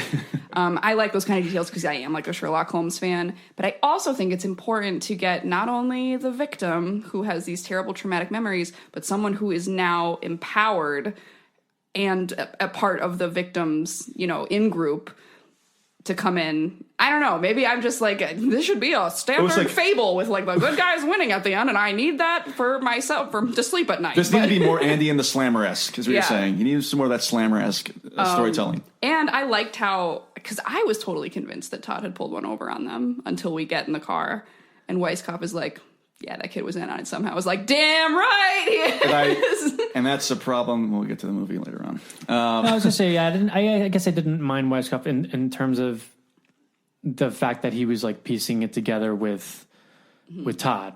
I actually liked that because for a while there, you're like, is this kid going to get away with this? And again, I had only seen the film. I didn't know the ending of the book. I just thought I didn't mind the characters so much as I minded the amount. I felt we spent too much time, especially with Weisskopf and what was the name of the other cop? I forgot. Weisskopf, not Weisskopf. We'll call him that. The not Weisskopf character. I could have done a little less talk, a little more action, a little more. Let's get this novella over with at this point. Are there any more? Well, I want to save, if I can, if you two don't mind. Can we save Monica Baby and Richard Baby for Pound Cake section, please? Sure. Yeah, sure. I got some good takes on them. Any other characters you want to talk about, Mike? I just wanted to talk about Morris. I just want to talk about Morris's whole the monkey's paw story that he brings up. Sure. Yeah. Because I feel like it's interesting. Everybody's like. I'm just stumbling over myself ridiculous right now. What, you just want to talk about the monkey's paw? No, I just like that he uses that as like the crux of his story. I just like that. I like that story in general, the monkey's paw, and I just thought it was interesting that he relates it to that. That was one of my favorite parts too. Just the whole explanation of the thought process behind. Do I really want to know? Yeah. Where what I think is really interesting, and this is where I was going with it, was that he brings up the monkey's paw because that's all about like fearing, knowing the truth, and all this stuff. Whereas Todd's likening it to the Sorcerer's Apprentice. You know what I mean? Yeah. It's like this fantastical, like fairy tale, whimsical cartoon, and then we got Morris over here, like, well, I don't want to see like my dead relatives like stumbling to my door. Yeah.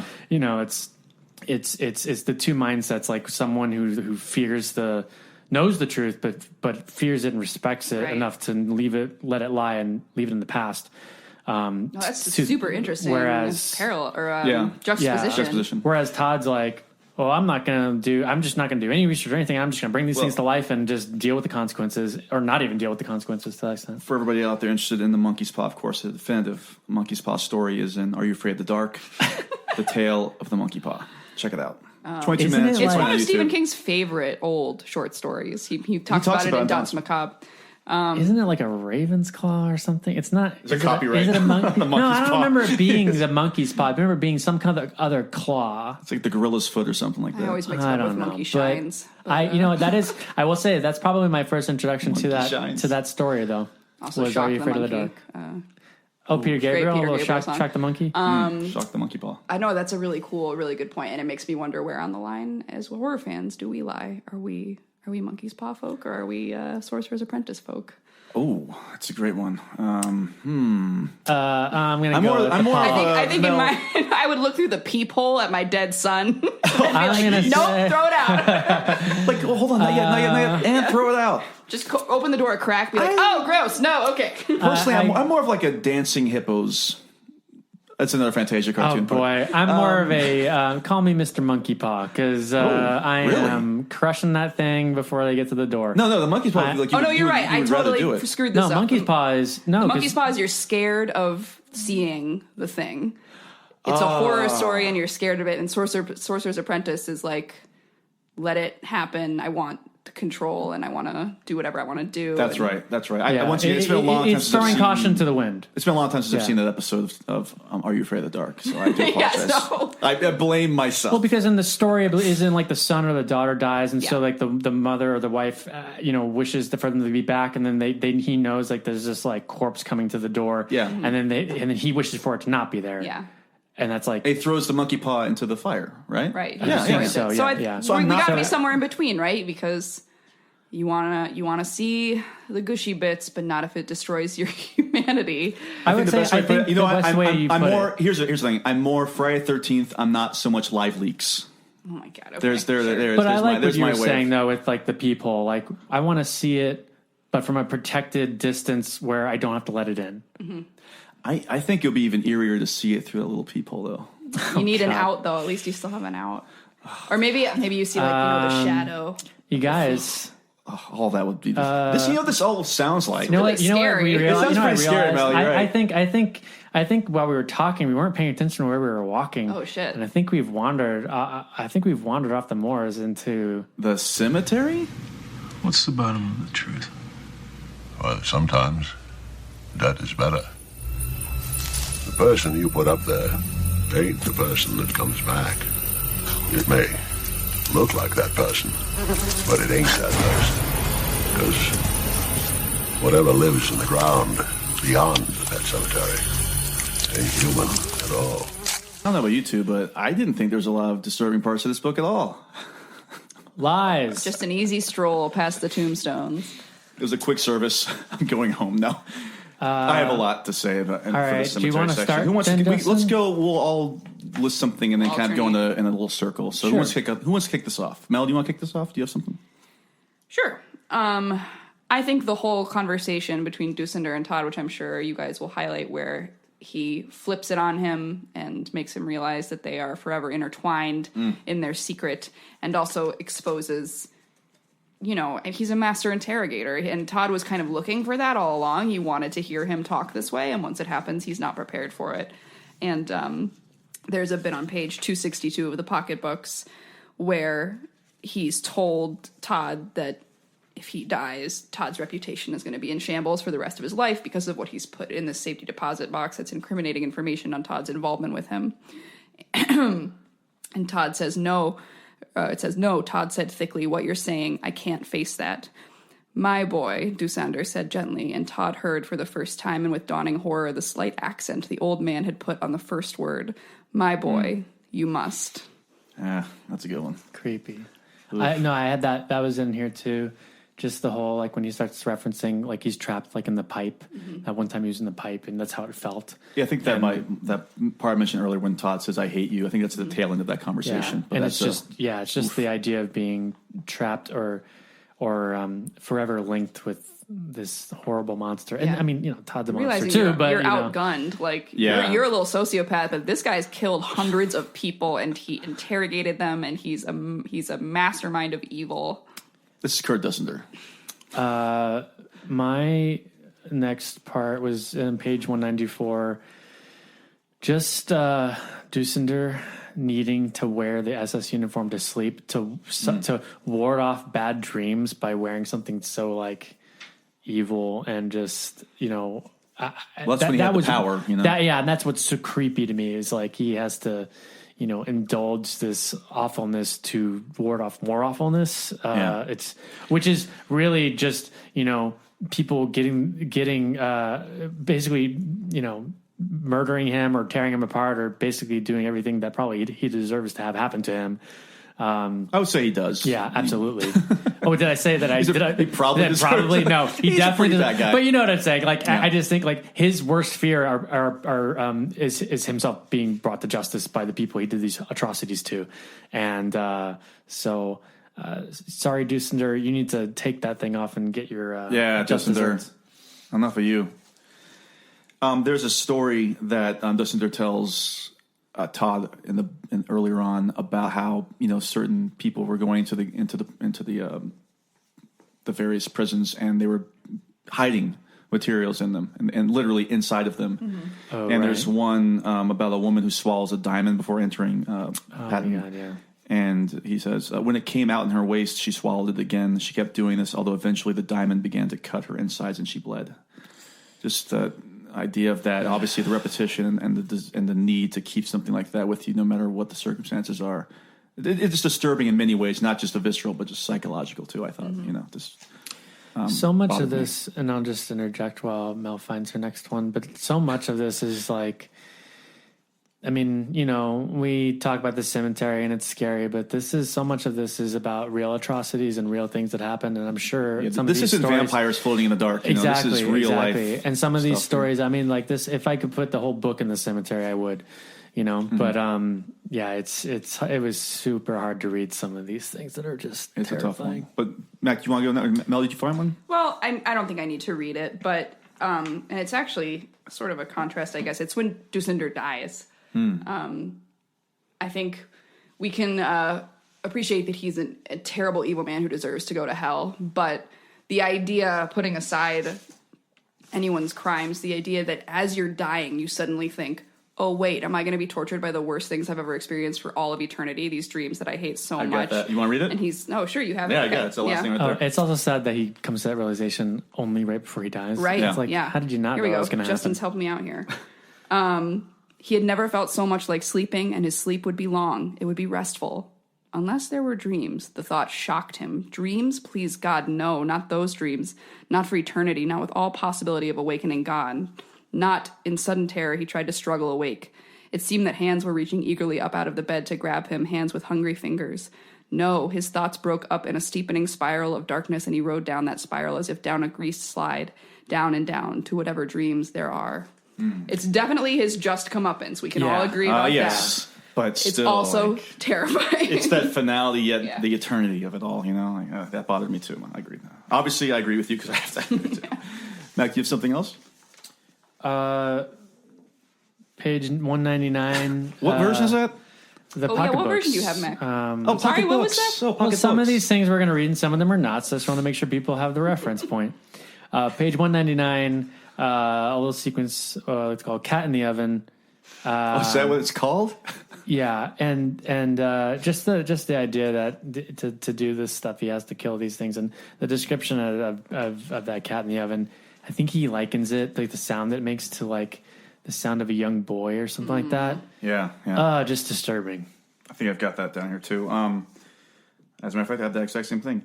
I didn't feel comfortable writing any of this out, so I'll just say that the dream that he has, the fantasy dream about Betty and the electric probe dildo is horrifying and disturbing. I think he climaxes when he wakes up, like the first time he has a wet dream or something like that. It's gross, disturbing, and obviously some of those things were actually happening. Mel, did you have something else? I mean, obviously it's a horrifying book. Yeah, I had the part where he kills the stew bum because the description is so gross. Yeah. I always enjoy a drink in the evening, Dusander agreed from behind him, and then rammed the butcher knife into the stew bum's neck. There was the sound of ripping gristle, a sound like a drumstick being torn enthusiastically from a freshly roasted chicken. Yeah, I had that too. That's disgusting. These are violent people. Mac? That was... Was that when? Sorry, I wasn't. I was looking for something else. Was that when Todd killed? No, that's when Dusinder. He's the first one that Dusinder kills. Right? Yeah. So I only have two more, but it was Todd when Todd kills the bum, and I think it's like he stabbed him 39 times or something like that, and you're just like, if there was any. Maybe Todd wasn't like this, or it's like no one stabs someone 39 times. Like you got to be really 37 times. Oh, that's not so bad. You got to be really. I feel like 30 and over, you're a true psychopath. Yeah, I mean, something's wrong with this kid. God. And then also Morris's dream, which is I think it just basically has a bad dream with the monkey paw and like pictures his own daughters, and then. Kind of like getting the letter. It's just disturbing. It's just, And I have a couple more that go back to what you were talking about, Mel, earlier about how a lot of times these serial killers will equate sexuality with violence. Mm-hmm. There's a couple instances here that disturbed me. This is when Todd encounters one of the winos for the first time. This is before he kills him, but when he runs into one of the winos. He put his hand in his pocket and gripped the knife. In his mind's eye, he saw Dustinder's jackknife working slowly around the neck of the bourbon bottle, slitting the seal. A moment later, he became aware that he had an erection. And then this one, it's in the cemetery because ultimately it's disturbing, but it's kind of goofily written, sure. Not very well written, I'll say that. All right. Oh, God. This is when Todd goes up in the hill and is kind of fantasizing, shooting people from the top. He writes, he shot at 5 others, the impotent snap of the hammer spoiling the illusion at the end of each kill. Then he cased the rifle again. He carried it back up the slope, bending low to keep from being seen. He put it into the back of the Porsche. There was a dry, hot pounding in his temples. He drove home, went up to his room, masturbated. It's just I thought that was really creepy and well done. Because I think that's not the first time. He'll just kind of throw in there at the very end, and he masturbated. Yeah, again. that's just... And he did it again. That's what happens now. I have it here, obviously, but when you are looking at it, sometimes I don't know if it's a little... That's what my next scary thing was going to be, just the general idea of him going there and fantasizing about shooting people in their cars is really creepy. And they seem to know, I think Mac mentioned this earlier, that was how it was all going to end for him too. That he was going to ultimately go up there, and one way or the other, that was going to be the end. We could go on, I think, for a long time because literally any time any allusions are made to what Dussinder did in the camps, anything that he describes that really happened, in our reality. We could go on for another hour about that. I was say this whole book is just—it's a disturbing book. If you like reading Stephen King stories that will disturb you, you could do worse than reading Pupil. I will say that. Yeah. So far. Even the bit that seems a little laughable when you talk about it, where he makes him put on the uniform and march around. I think King pulls that scene off. I do too. Because that's another one of those situations. Again, I think what you were talking about, Mel, is when he realizes that's the point of no return, where this guy. This is the person that I've been talking to this entire time, dumb old Todd, sociopath Todd. But if we can exit this disturbing service in the cemetery, I've got my laptop in the car. If I pull it up, let's see if I can find a word processor of the God. And we're going to make a new rule. Whenever I'm in here, you hear me typing. Whether you don't hear me typing, what the fuck you hear me doing in here, when I'm in here, that means that I am working. That means don't come in. Now, do you think you can handle that? Yeah. Fine. Why don't you start right now and get the fuck out of here? I had no transition there, everybody. I had a laptop in the car, and I was going to open it up, and my word processor was going to be there. So let's go on. This is for those who've listened to us in passing or only a couple times. Again, the word processor of the God is a section where we like to talk about some really well-written King prose. So who wants to kick this one off for Apt Pupil? Mel? I only have one. I was maybe going to do the monkey's paw bit, but then it's a long section, and I think we covered it well. But just the part, again, where Todd and Dusinder are talking, and Dusinder kind of levels the playing field, as it were. Dusinder was studying him avidly, and Todd was suddenly nakedly aware that this old man had interrogated hundreds, perhaps thousands of people. He was an expert. Todd felt that his skull had turned to window glass, and all things were flashing inside in large letters. That just sort of rang true to me as a really good description of panic in one's head. Yeah. I do like that. Mac? I only had a couple. Not that it's a poorly written book, but it's just, there wasn't anything that was the whole thing's very affecting. Yeah, it's affecting as hell. But just I like this description when he page 250 he writes, he says, "I hate you," he whispered. And then Dusinder began to choke on his own laughter. His face turned a dull brick color. It sounded as if he were coughing, laughing, and strangling all at the same time. I mentioned that one. And I jumped. Sorry. It's the paragraph before that. He says, "I make a choice, boy. Long life to both of us. Prosit." He tossed his bourbon off at a gulp and then began to laugh. He rocked back and forth. Stockinged feet hitting the linoleum. Jesus, can't talk. Laughing, and Todd thought he had never looked so much like a vulture in a bathrobe, a noisome beast of carrion. Just like that. And then the last sentence of the book. Well, yeah, that's mine. Yeah, we can wait. But I'll just say that one right now. I guess there are better King stories. That's an understatement, I guess. But in terms of remembering the last lines of books, like that ending has stuck with me throughout the years. Like I always remember how this book ends and that last line and how it's broken apart from the rest of the story. Much like I remember the ending of Shawshank. Like it's that ingrained in me. I guess I found my great interest after all. No, and I'll just read. I'll read the last pages, the last paragraphs. Yeah.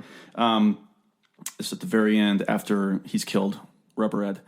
When he came back out into the sunshine, he was smiling excitedly, his eyes dancing. It was the way boys smile on their birthdays, on Christmas, on the 4th of July. It was a smile that betokened skyrockets, tree houses, secret signs, and secret meeting places. The aftermath of the triumphal big game when the players are carried out of the stadium and into the town on the shoulders of the exultant fans. The ecstatic smile of tow-headed boys going off to war in coal scuttle helmets. "I'm king of the world!" he shouted mightily at the high blue sky and raised the rifle two-handed over his head for a moment. Then, switching it to his right hand, he started toward that place above the freeway where the land fell away and where the dead tree would give him shelter. It was 5 hours later and almost dark before they took him down. Oof. Creep-tastic. And it sucks because, of course, I'm the king of the world 20 years later became the Titanic thing. Yeah. But no, it's still... it's funny. It's just so... There's such a... Like with the previous story with Shawshank, it's just, again, it's obviously so hopeful and you just feel so optimistic about everything. And by the end of this, it's just... It's over. It's also still awful. so sadly relevant because that shit is happening every fucking day in this country. There's a lot of things that I was shocked to read years later, finding how relevant they are. Again, going back to the whole, what is a Nazi today and what was a Nazi description 40 years ago. And then obviously kids killing people with guns, you know? It's funny because I thought of that King of the World reference, obviously, to the Titanic or whatever. Yeah. But I only thought of it after the fact because I thought of like White Heat, the Look Mom on Top of the World, like the way that he's going out in a blaze of glory, like shooting, and that's where I went to, and I don't know, maybe that's what King went to too, but and then of course I immediately thought when I was looking back, I was like, oh yeah, it's Titanic, but the great Titanic, best movie of 1990s. James Cameron's last great foray into filmmaking, right? Yep. I have no joke. It's absolutely correct. I don't think he's made a great movie in 20 years. Yeah. When was The Abyss made? That was before That was 28 years ago. Yeah. I do love The Abyss. Do you not like The Abyss? No, I love The Abyss. Oh, I was going to say. She was saying maybe that was the last. Oh, no. The movies made after that was like Avatar and Avatar 2 and 3 and 4 and 5 and wasting his life away. Thanks for the 80s and 90s, Jim. Good luck. I don't know how the hell we ended up on Jim Cameron after reading that ending of At Pupil. I do blame. I'm king of the world. You're right. I'm king of the world. I'm like starving. Can we get some pound cake? After all you've been taught, everyone isn't bad, Mama. Everything isn't a sin. Come to your closet and pray. Ask to be forgiven. He's a nice boy, Mom. You like him. You really like him, Mama. Yes, Mac, we can get some pound cake. However, having said that, I think I'm going to go starving because, I mean, there's some pound cake in here, but because of the content of the story, I had a hard time writing anything down and putting it away to like laugh about pound cake. You know what I mean? So Did you guys have a lot of pound cake in here? Just one. I have one. I'm assuming we're on the same thing here, and I'd like to act out how I felt the scene acted out, but you go first, Mel, please. I just love that King can't. He's like, okay, there are only so many characters in this book. I have to have someone describe how hot the mom is. It's going to have to be the son. It's going to be Todd. It's going to have to be Todd. Do you have it?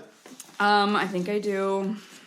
I was just incensed. I was like, really? And the whole Todd baby, Monica baby thing is creepy. Okay, here we go. Here's our introduction to Todd's mother. On page 165. Todd baby, she greeted him. Monica baby, he hailed back amiably enough. His mother wasn't a bad-looking chick for 36, Todd thought. Blonde hair that was streaked ash in a couple of places, tall, shapely, now dressed in dark red shorts and a sheer blouse of a warm whiskey color. The blouse was casually knotted below her breasts, putting her flat, unlined midriff on show. A typewriter eraser was tucked into her hair, which had been pinned carelessly back with a turquoise clip. Just how every son thinks about their mother. And note that we don't get a nice little pound cake about his dad, just his mom. Just his mom, and he was probably biting his lip as he was describing her. You know what really is disturbing, listening to you read that again, Mel, is not only the fact that this is King having a child describing his mother in such a way, But I remember reading this as a kid, and now reading it now and thinking, oh my Jesus Christ, I am older than Todd's mother. His parents are really young in his books. I don't like hearing their ages too. Yeah, they get it's like I'm like 10 years older than Jack Torrance. Yeah, exactly. Oh my God. I'm Donna's age in Cujo. Right? It's just, oh my God. But I will say it is interesting reading these books as adults. You know, it's definitely a different perspective, obviously. Why do we need that? We don't even get into Monica is not important. It's literally just Stephen King. Yeah, but apparently, well, it's time for this now. Here she is, Monica, baby. How far is that into the book? It's like, oh well, hey. I guess some people might be checking out. Here's a hot woman. What? It's not that far. It's the first time we ever. I mean, I'm sure it's to further delve into Todd's, weird, his weirdness and how he's This is eerily reminiscent of, because the name for the segment is Pound Cake because of something that happens in 11/22/63 years later. But this next sequence, we're back with Monica Baby, and it's Richard, right? Is that the father's name? I don't know. I can't remember. Not as important as Monica Baby. Papa Todd.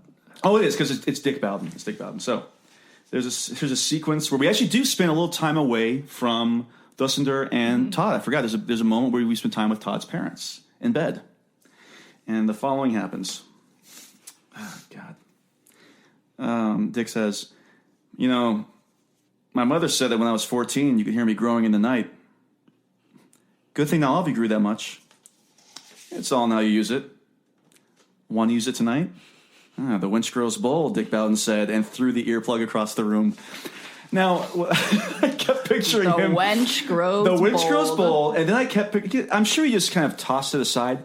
But for some reason, I picture him standing up out of bed and just rearing up and just full speed like a fastball, throwing the earplug across the room before getting back into it. Also, I like how their thing is just totally emasculated.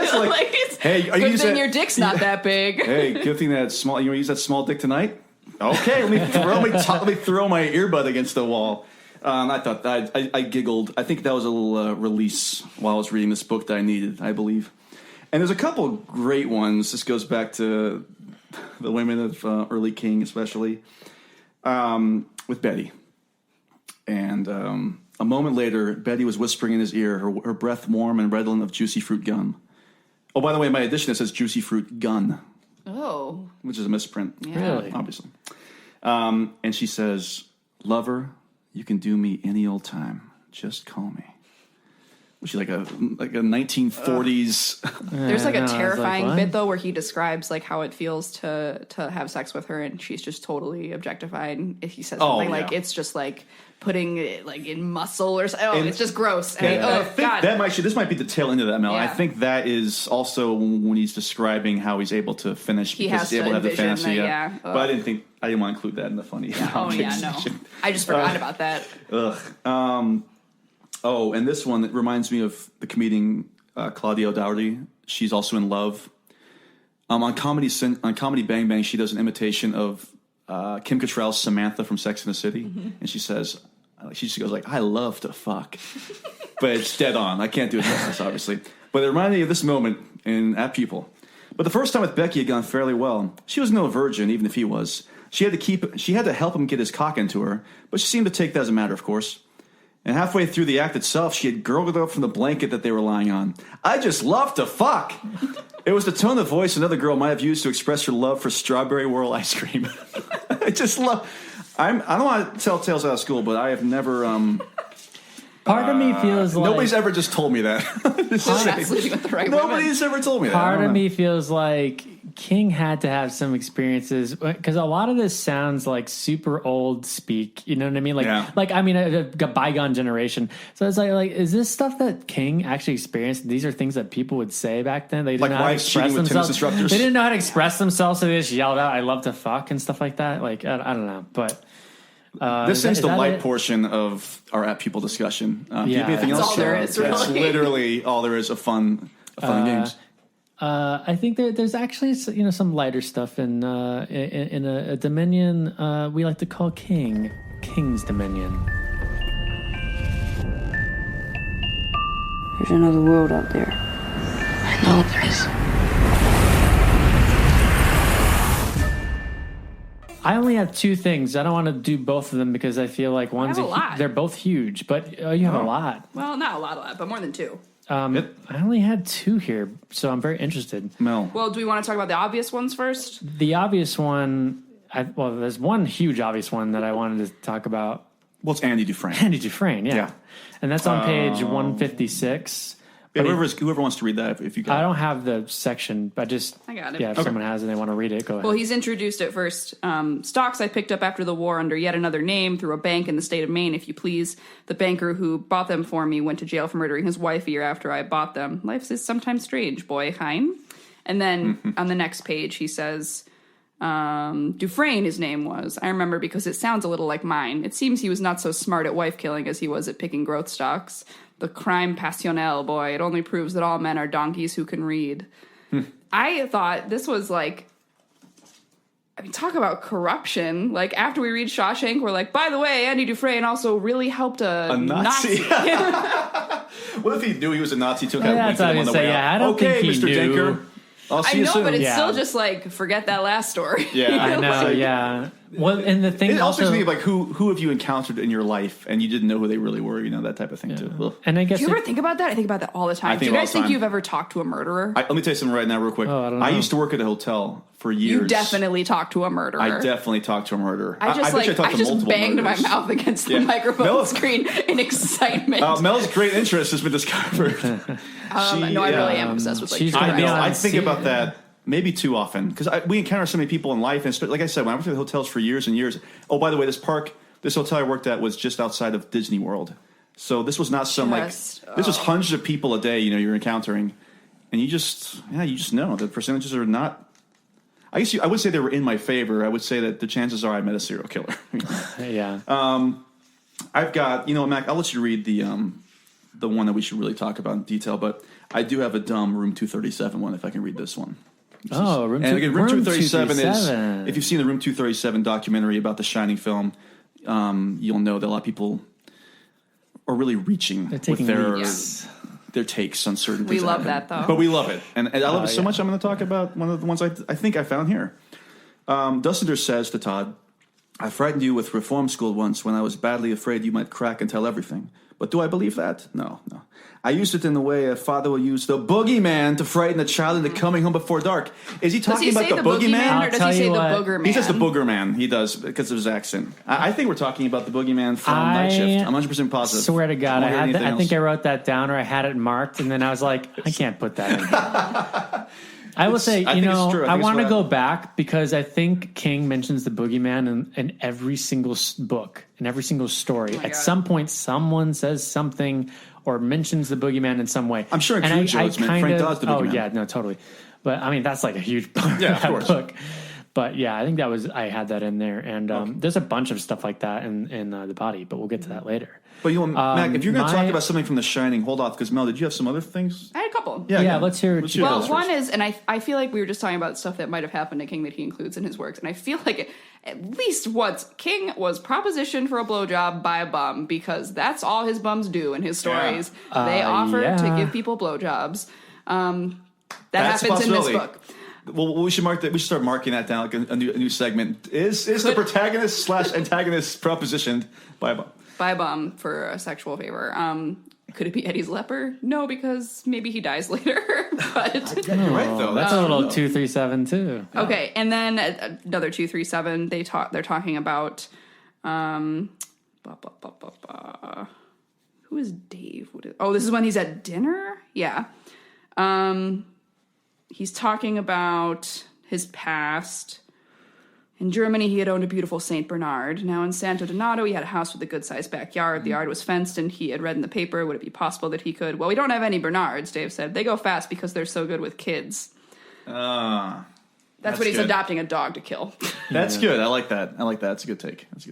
The Cuja. The Cooge. Yeah. And then the Blue Jay. The Blue Jay, that's in several books. One? We talked. I think we were all on the same episode when we talked about that. I don't think he uses almost the same exact sentence. This is when Todd is biking. On the corner, he saw a blue jay lying on the sidewalk, its beak slowly opening and closing. That blue jay with the beak slowly opening and closing is in a couple other books. I think maybe the Dead Zone might have been mentioning that too. Maybe this is like Path of the Blue Jay.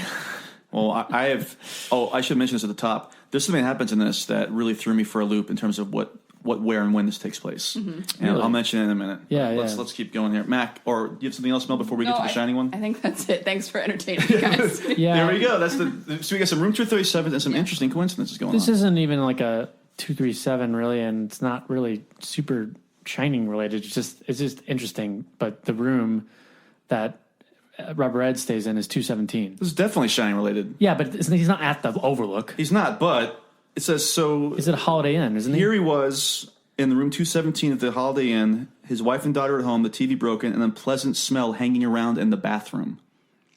I thought that was really funny. Weird. I mean, obviously it's not the Overlook, but obviously in The Shining, you've got the woman in the bathroom. I didn't even think about that, yeah. So, but I did think that leads me to maybe being able to forgive Ed just so happening to be thinking about you think there's like a Todd's fake grandfather and deciding that's what you guys are talking about. That's what we're talking. Deciding to randomly call him. I thought you were talking about his nagging wife, and he was like, "I'm going to prove this bitch wrong. No, this guy's not going to look like that celebrity she's obsessed with." That's not where our heads were, Mel. No. I really thought that was a King's out. Like, well, maybe there's something weird about this room, and that's why he was like, "Let me call this guy randomly from." Who haven't talked to you in years. Well, Todd turned it all around, and he wanted to congratulate. I don't know. It is dumb, but King does. He really. He's like, I'm gonna try my damnedest to convince you that this could happen. I'm gonna get so detailed with how it works up to this. Maybe there's some Shine residue left over in that hotel. Maybe someone else stayed in that hotel. I don't think Ed French had the Shine. Otherwise, he wouldn't have gone to Todd's. So now I'm really interested, Justin. You said when are you saying this takes place in the world of King? Well, it's in the 70s. Well, he wrote this after he wrote the first draft of The Shining. No, you just said that you had the thing you're leading up to that you said, I know when this takes place. No, this has nothing to do. Trust me, it's not what you're thinking about, though. This is my huge issue I have with this book. Now, I know this obviously takes place in a world where there's a Holocaust and whatnot that happens, obviously. Okay. During Morris's introduction, the following is written. The Atlanta Braves, his favorite baseball team, swept a doubleheader from the high and mighty Cincinnati Reds by scores of 7-1 and 8-0. Absolutely false. I did research. Now, back in the 70s, this is before there were a lot of dome stadiums, as we all know.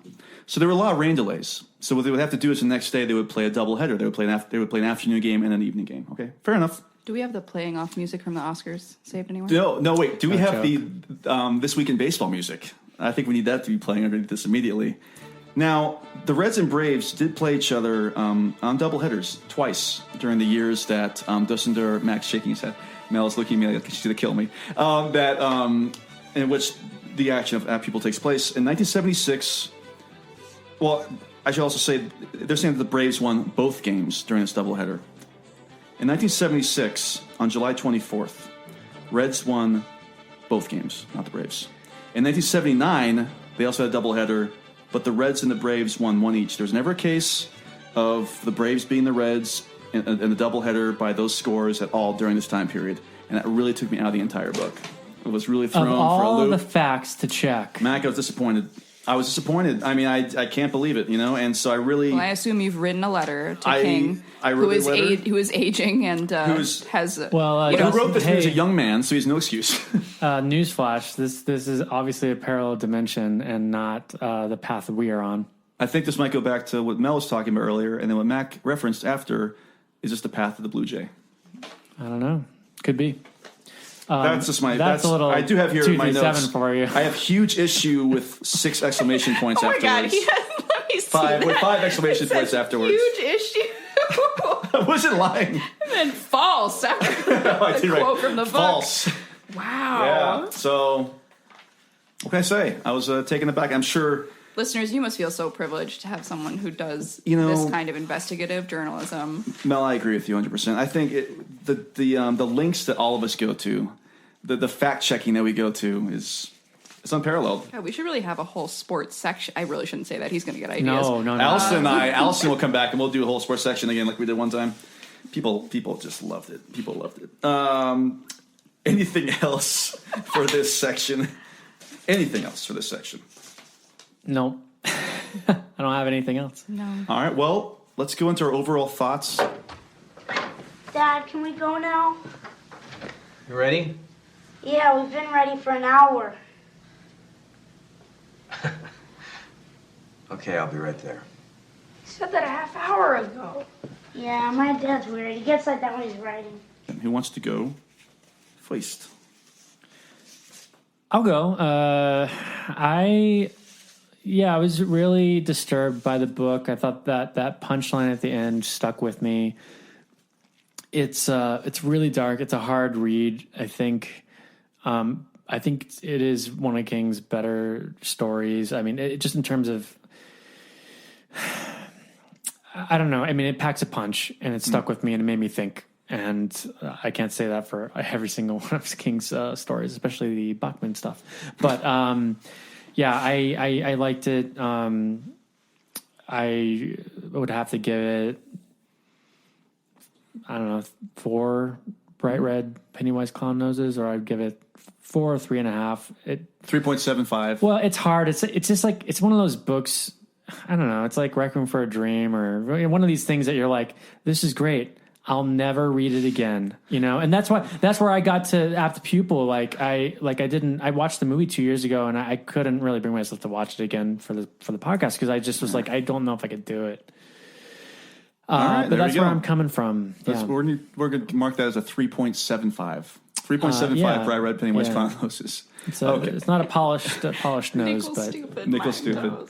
Oh God, I can't do the math in my head for that. Oh God, Mel, what would you say? I think that certain parts of this book really worked and certain parts really didn't, and it's such fraught subject material that the fact that I think it is a successful story is really surprising to me.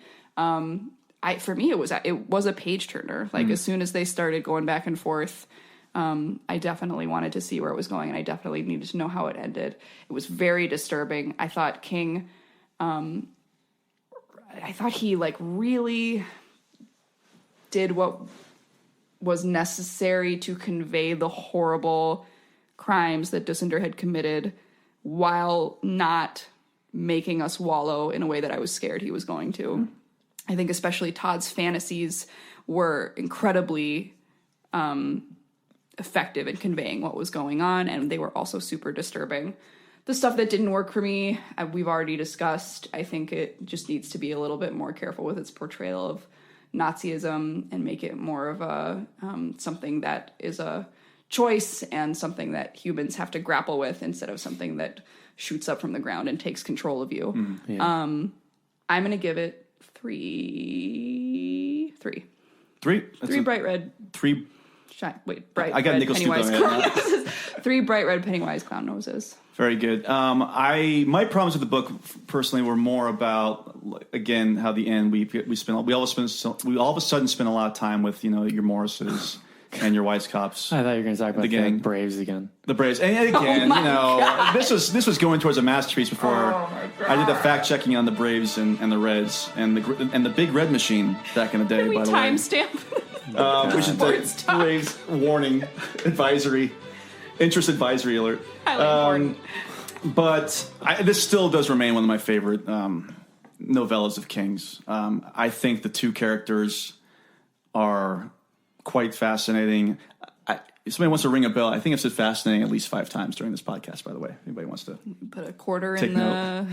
You know how they have like thesaurus jar. You know how they like when it gets full, we'll buy you thesaurus. Fascinating. They have those like kill counters out there. Someone's going to go through this and like tally up how many times you say fascinating and do that. I think we've said disturbing like 7,000 times. Yeah, I think that wins the cake. That wins the pound cake of the episode. I think that the character of Todd, in terms of his writing of children, is very fascinating.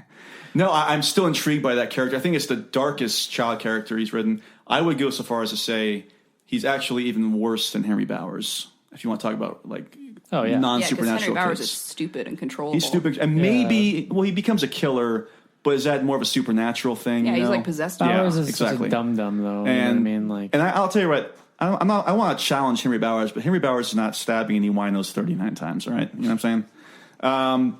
It's still an interesting read for me. I still enjoy reading. Unlike Mac, though, I've read this like 3 times. I can't do it. But I'm a relatively fast reader, so if I couldn't spend like a month or 2 with this book, there's no way it was going to happen. Yeah, if you're burning through it at the rate that you read, maybe. But I spent some time with this, and I just couldn't. And so because of all that, though, I will give this. I'm going to give it the 4 bright red Pennywise clown noses out of 5. Now, again, that would equate to, I think, 2 dull. Blue. What were the opposites again for the nickel stupids? I don't remember. It's dull blue, nickel stupid mime toes. Not mime toes. Yeah, that's right. That's what it would be. We're so sorry. We keep bringing that back because I think it's fucking hilarious. You know, I know you guys don't care. No. In our last episode, Mel, somebody asked us the question about the background and the lore of nickel stupid.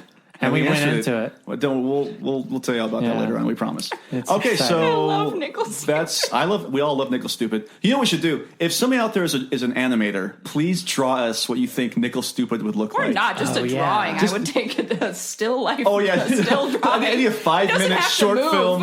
Hey, if you want to make a short film, a flip book, do whatever you want to do. We would love to see it. We posted all of our stuff. Obviously, we should actually really reach out for that to happen. Yeah, okay, well that's the end of our talk of Apt Pupil, the novella. Now let's get into the late 90s adaptation of Bryan Singer's Apt Pupil. Don't worry, Mom. I know all about cannibalism. I saw it on TV. See? It's okay. You saw it on the television. I want to hear about it. Hear about what? Everything. What everything? Everything they're afraid to show us in school. Far from the shadow of suspicion, far from the scene of any crime, Todd Bowden has discovered a secret. If you could let me in for a minute, I just want to talk. Talk? I don't have anything to say to you, boy. You were there. You did those things. I'm an American.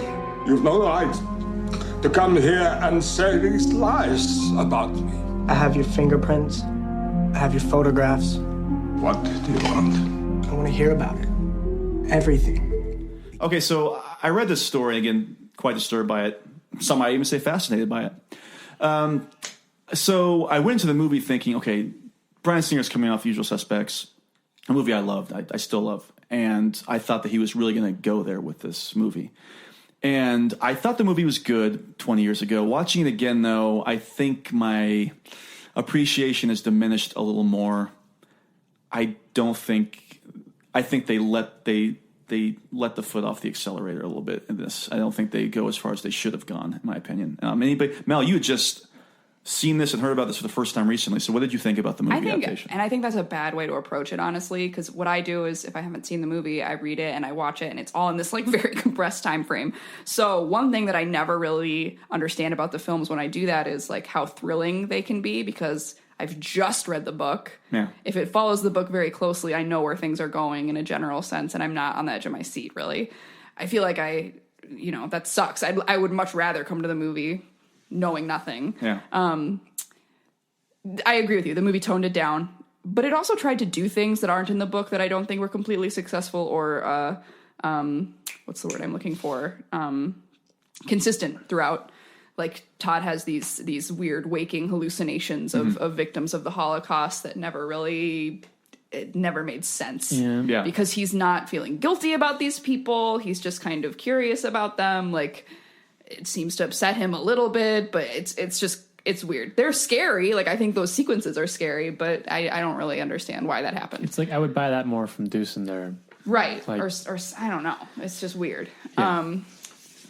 Ian McKellen's great, but I think that like he plays Dusender a little bit drier and weaker and more slow talking than I would have liked. I really wanted to see the transformation into this into this personality, and like I want him to like get booming, and it never really happened. And I thought I really didn't like the guy who played Todd. He just didn't talk a lot. He needed to talk more and be that grinning sociopath, and instead he was a little bit dumber and a little bit slower. I hear you, Mel, especially with McKellen, because we've seen McKellen shortly after that, like the action movies, become this booming, dominating presence, and you don't really see him transform. I wanted his Richard III. Oh, even go back to the mid-90s. Yeah. Absolutely. Let's go. Let's go. Everybody hop in. Let's talk Dickie III, and I'm not talking about Dick Bowden. Matt, what did you think about the... What did you think about the adaptation? Because you had seen it for the first time recently, right? Yeah, so I saw it a couple years ago, and for me, I saw it with a friend of mine that really liked it, and so I was interested in seeing it like with them. And I love Ian McKellen. First of all, he's great in pretty much everything he does. And it was interesting because I was coming from the other standpoint, which is this is kind of why I like having seen all these adaptations before reading the books, because everybody says the book's always better than the movie, and I'm like, well, that's fine. So even if I've seen a really awful adaptation like Maximum Overdrive or something, like I was excited to read the book because I knew ultimately like the source material's got to be better. So I was always excited to read it. So having not read the story, I think the movie impacted me more than it would if I had read it, especially with the ending change. It wasn't as frightening, and like you guys were saying, they took the foot off the gas a little bit. Like I didn't feel the amount of dread and horror that I wanted to. And I mean, there's some really disturbing sequences in that movie, and they're pretty much straight from the book.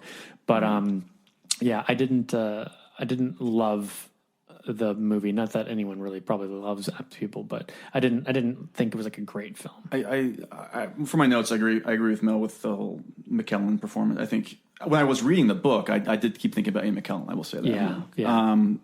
Yeah.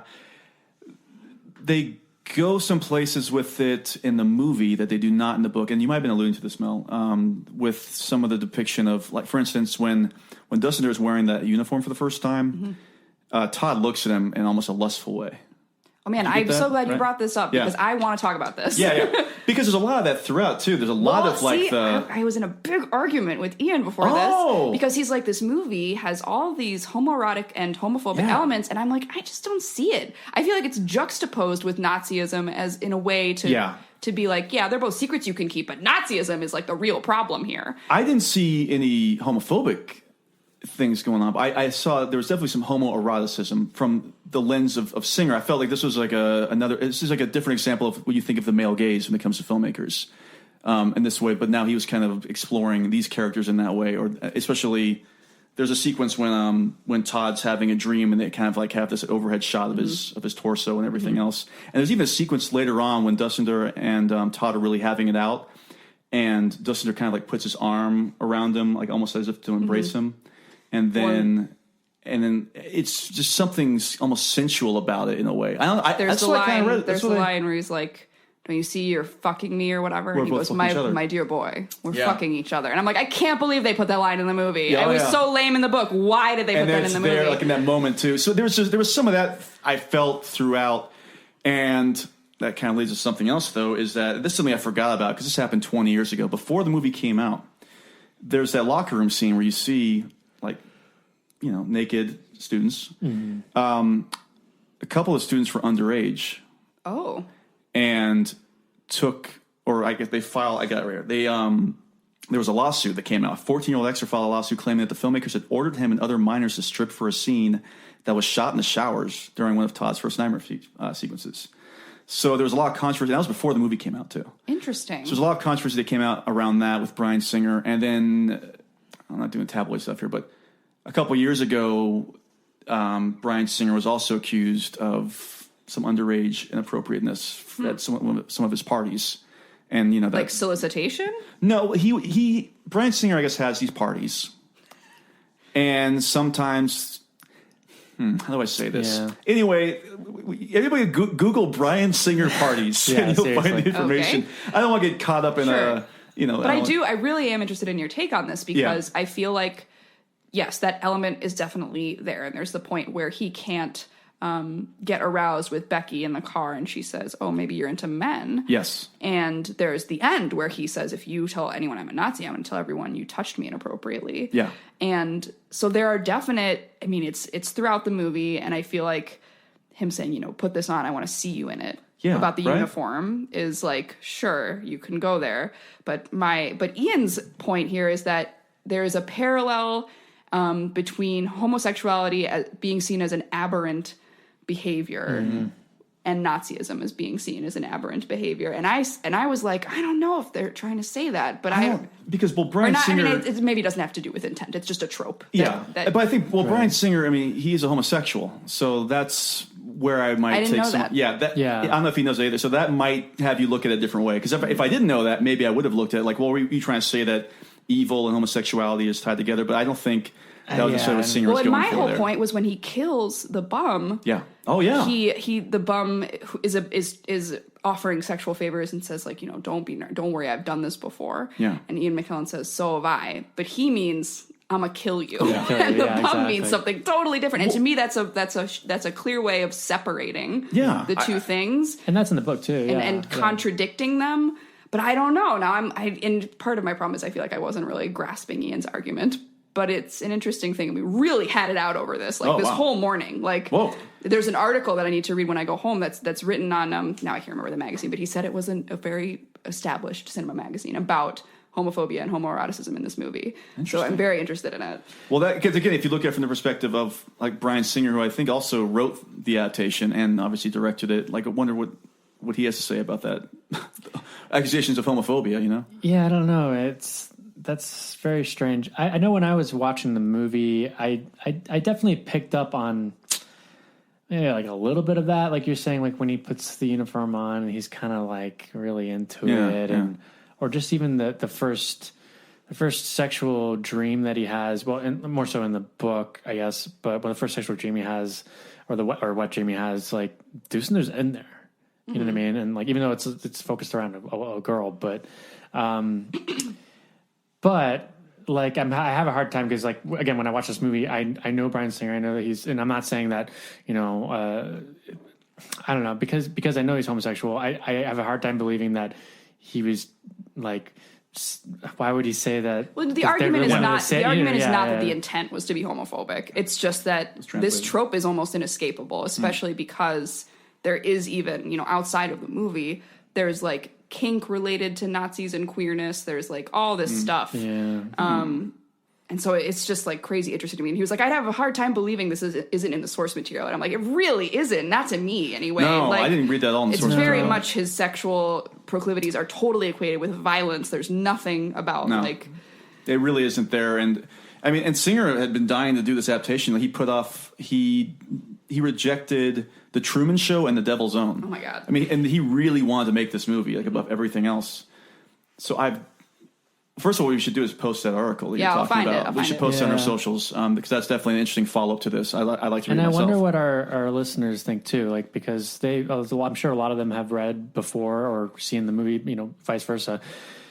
Because I don't know. We'll be sure to post that on Facebook, for instance, and ask the readers what they think, or the people not necessarily the readers, but the people who have seen the movie. Yeah, if they get the same impressions. Yeah, because I picked up on a little bit of that in the movie, but and definitely not in the book as much because it's very much just like he's aroused by doing these evil deeds and stuff. It's violent. But yeah, that's interesting. David Schwimmer, perfect casting. Great transition from that. Thank you. Let me say something about David Schwimmer. I really So this was right in the middle of the his own Monica Baby phase from Friends. From Friends. So I felt like it was let's slap a mustache on David Schwimmer and throw some glasses on so we know this is definitely not Ross Geller from Friends. Growing up, I thought David Schwimmer was a good actor and everything, but he takes himself so seriously. And the older I get, the more I look back and I'm like, just lighten up. You're that's why he's perfect Friends. for the guidance counselor role. He is because they take themselves so serious. Well, here's the thing: I cannot. This is where we're doing our Stephen King write-ups for Consequence of Sound. I even made point. I can only talk about Pupil for like 50 words for the movie, but I made sure to point out how ridiculous David Schwimmer looks in a black mustache, and that stands true today. He's fine in it. He does play like kind of like somebody you could easily like put one over on, kind of like his character in Band of Brothers, a similar situation. Not obviously a somebody in World War II. But Schwimmer's definitely there.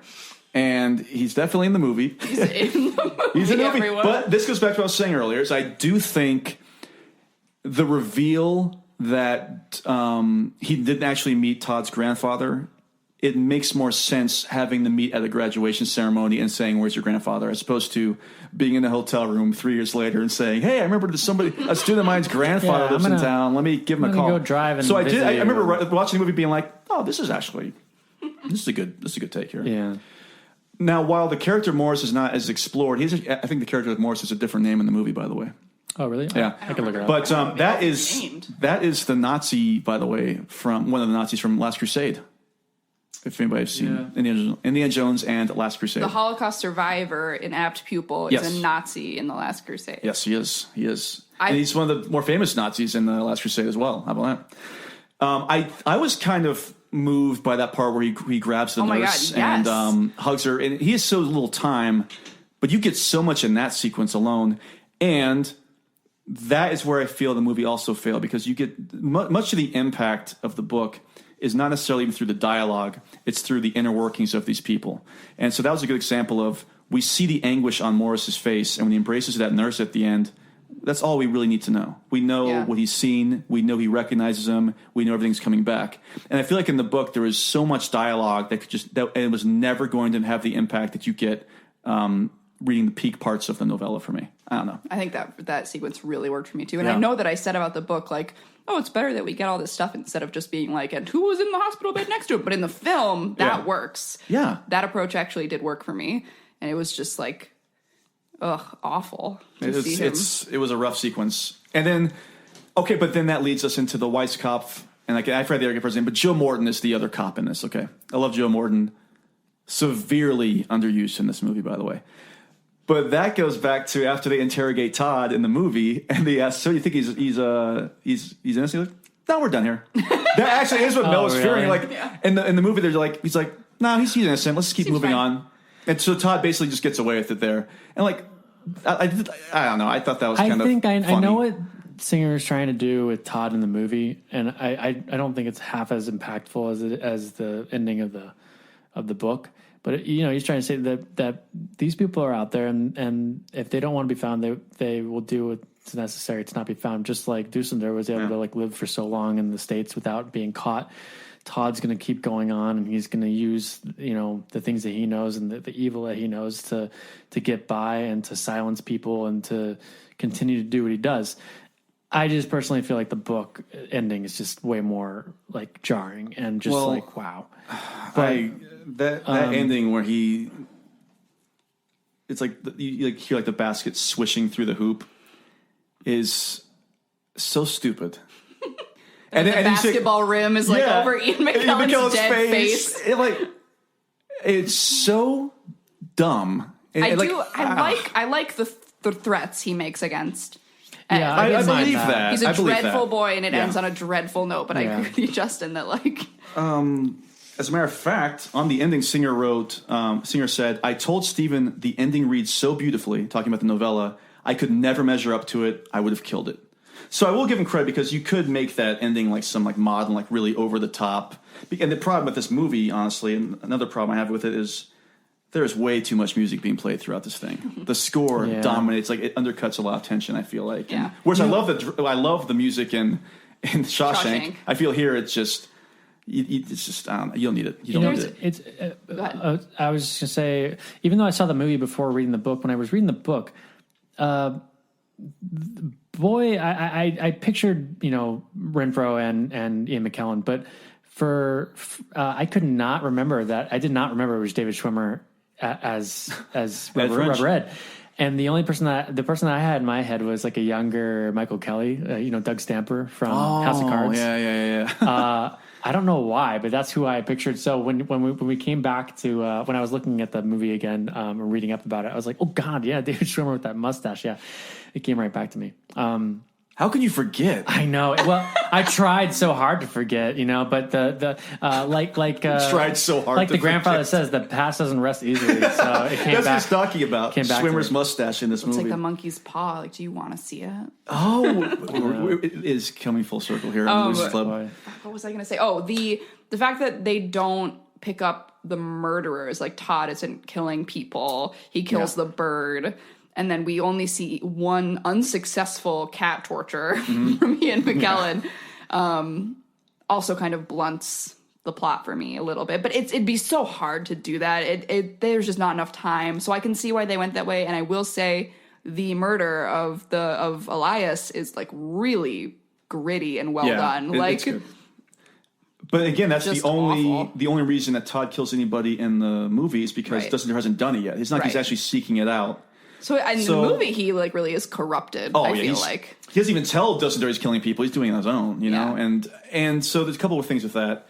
Is that because of the time constraint in the movie, as opposed to it taking place over a number of years, and the novella takes place over a senior year in high school, that diminishes it a lot for me because I think you switch those. The novella takes place. The novella takes place over a few years, and then the movie adaptation is like a senior year of high school. Sorry, and. So you get Todd like having a wet dream about the Nazis like 15 minutes into the movie too. I don't know if you recognize I wasn't even sure if he had a wet dream or if he was just like super sweaty. I thought he kept looking down at himself. So I didn't know what was going on there. I knew in the book it was, but then I was like, is he just like sweaty? Yeah, I don't know. It just seemed. It also seems so. I love the idea of the quote unquote corruption taking place over a long period of time, having this draw out as opposed to just happening over a span of like 7 or 8 months. What else there's something I have to mention here before. There's actually something else I want to talk about. There's another adaptation that almost happened in the 80s. I'll talk about it in a moment here. But we have to go back to the basketball scene, everybody. Once again, this is an earlier basketball scene during gym, I think, where everybody's playing basketball. I can tell you right now. Oh, no. Are you kidding me with this? As a basketball aficionado, there were way too many people going for that basketball when they were missing it before the whistle blew. Anybody will tell you that you'll have a couple of people go in and you'll have the other group go to the other side of the court to start the next play. Now wait, is this like during an actual basketball game, or is this just the people at the gym or during a class? Because I think it was during practice. I think it was during practice. So I don't know if Brian Singer wasn't watching a lot of hoops back in the 90s. I know it's a much more defensive oriented league, as we all know. That's gonna cost it a nose, folks. Much like the baseball scores in the novella Mel. Yeah, you're right. I can't stand by this. Michael Byrne, who played Ben Kramer, is his name in this, not Morris. I think is the Nazi from Last Crusade, right? Yeah. He also plays Old Grindelwald in Deathly Hallows, which will be played by Johnny Depp, and as we all know, is a terrible human being. Johnny Depp, star of Secret Window. Which is a Stephen King movie. Which is based on a Stephen King novella. So we're fine there. Now, here's some information that is, I'll say it. It's fascinating. Back in 1987, director Alan Bridges started filming an Pupil adaptation starring Silver Spoon's Ricky Schroeder and Excalibur's Nicole Williamson as Dussender. I could totally see that. Yeah. Absolutely. Especially Ricky Schroeder. Have you ever seen Excalibur, Mel? No. Excellent. It's a Arthurian thing. He plays Merlin in it. Have you ever seen Spawn? No, but I know. He's literally the same character. Nicole is also he's a famous British stage actor for the most part. Yeah.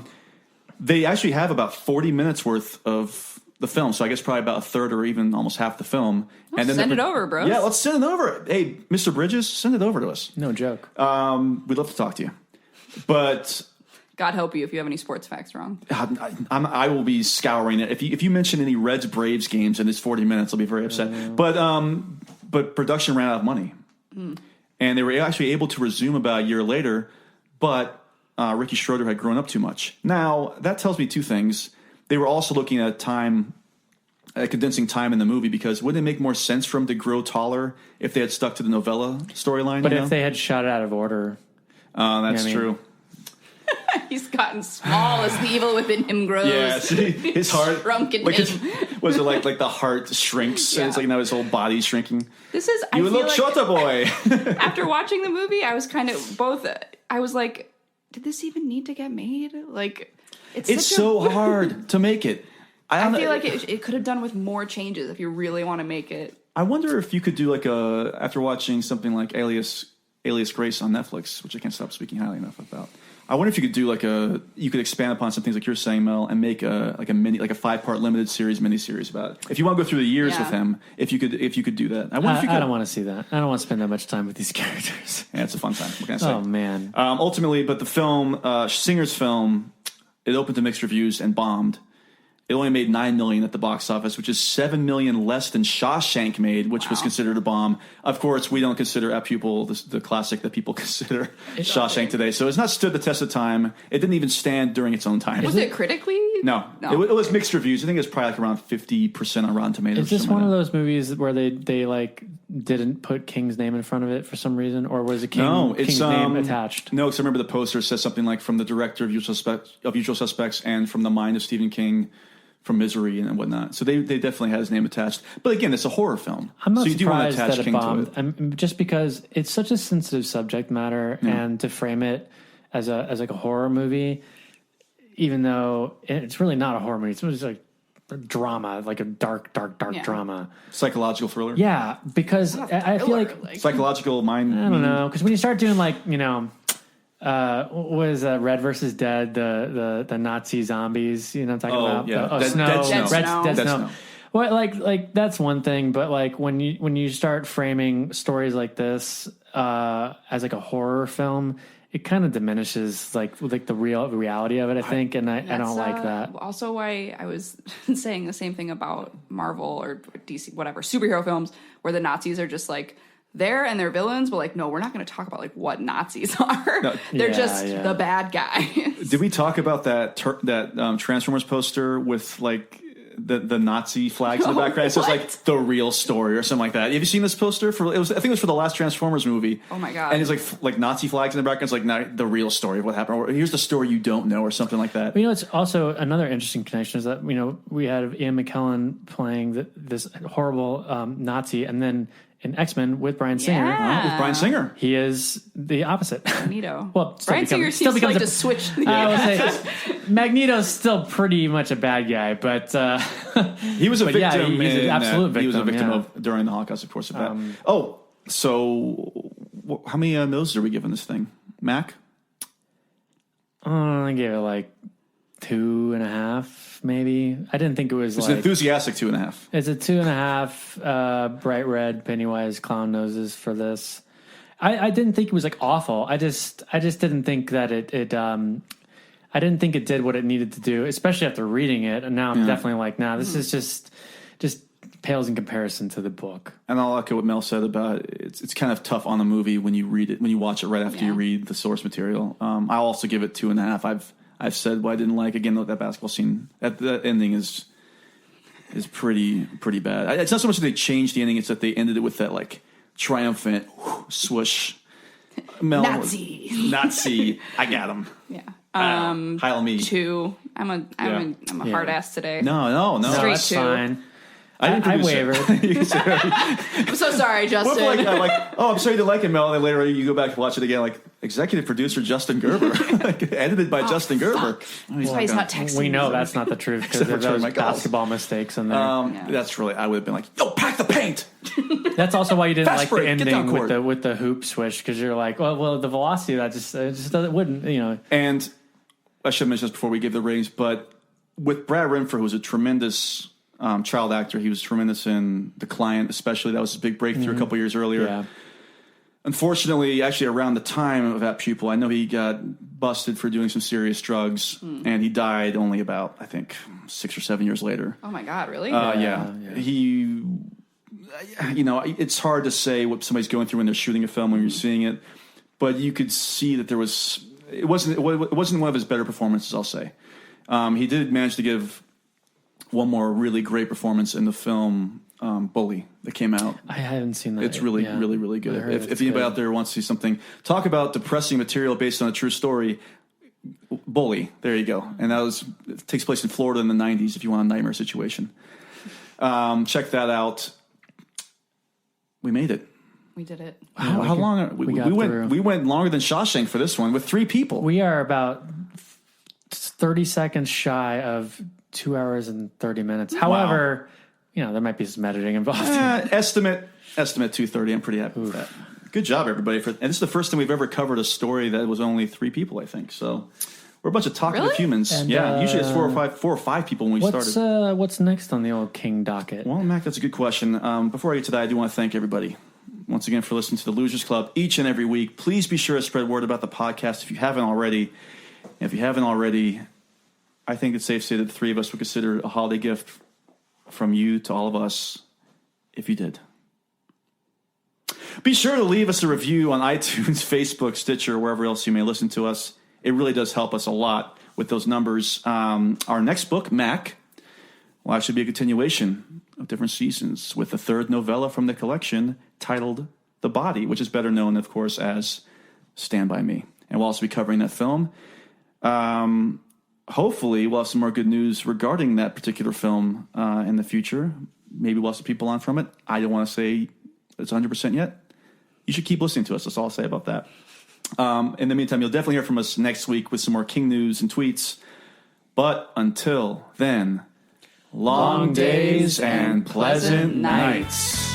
Swish. I got some hot friends. God, I got some hot friends. I got some hot friends. God, I got some hot friends. But you know you want somebody to treat you good.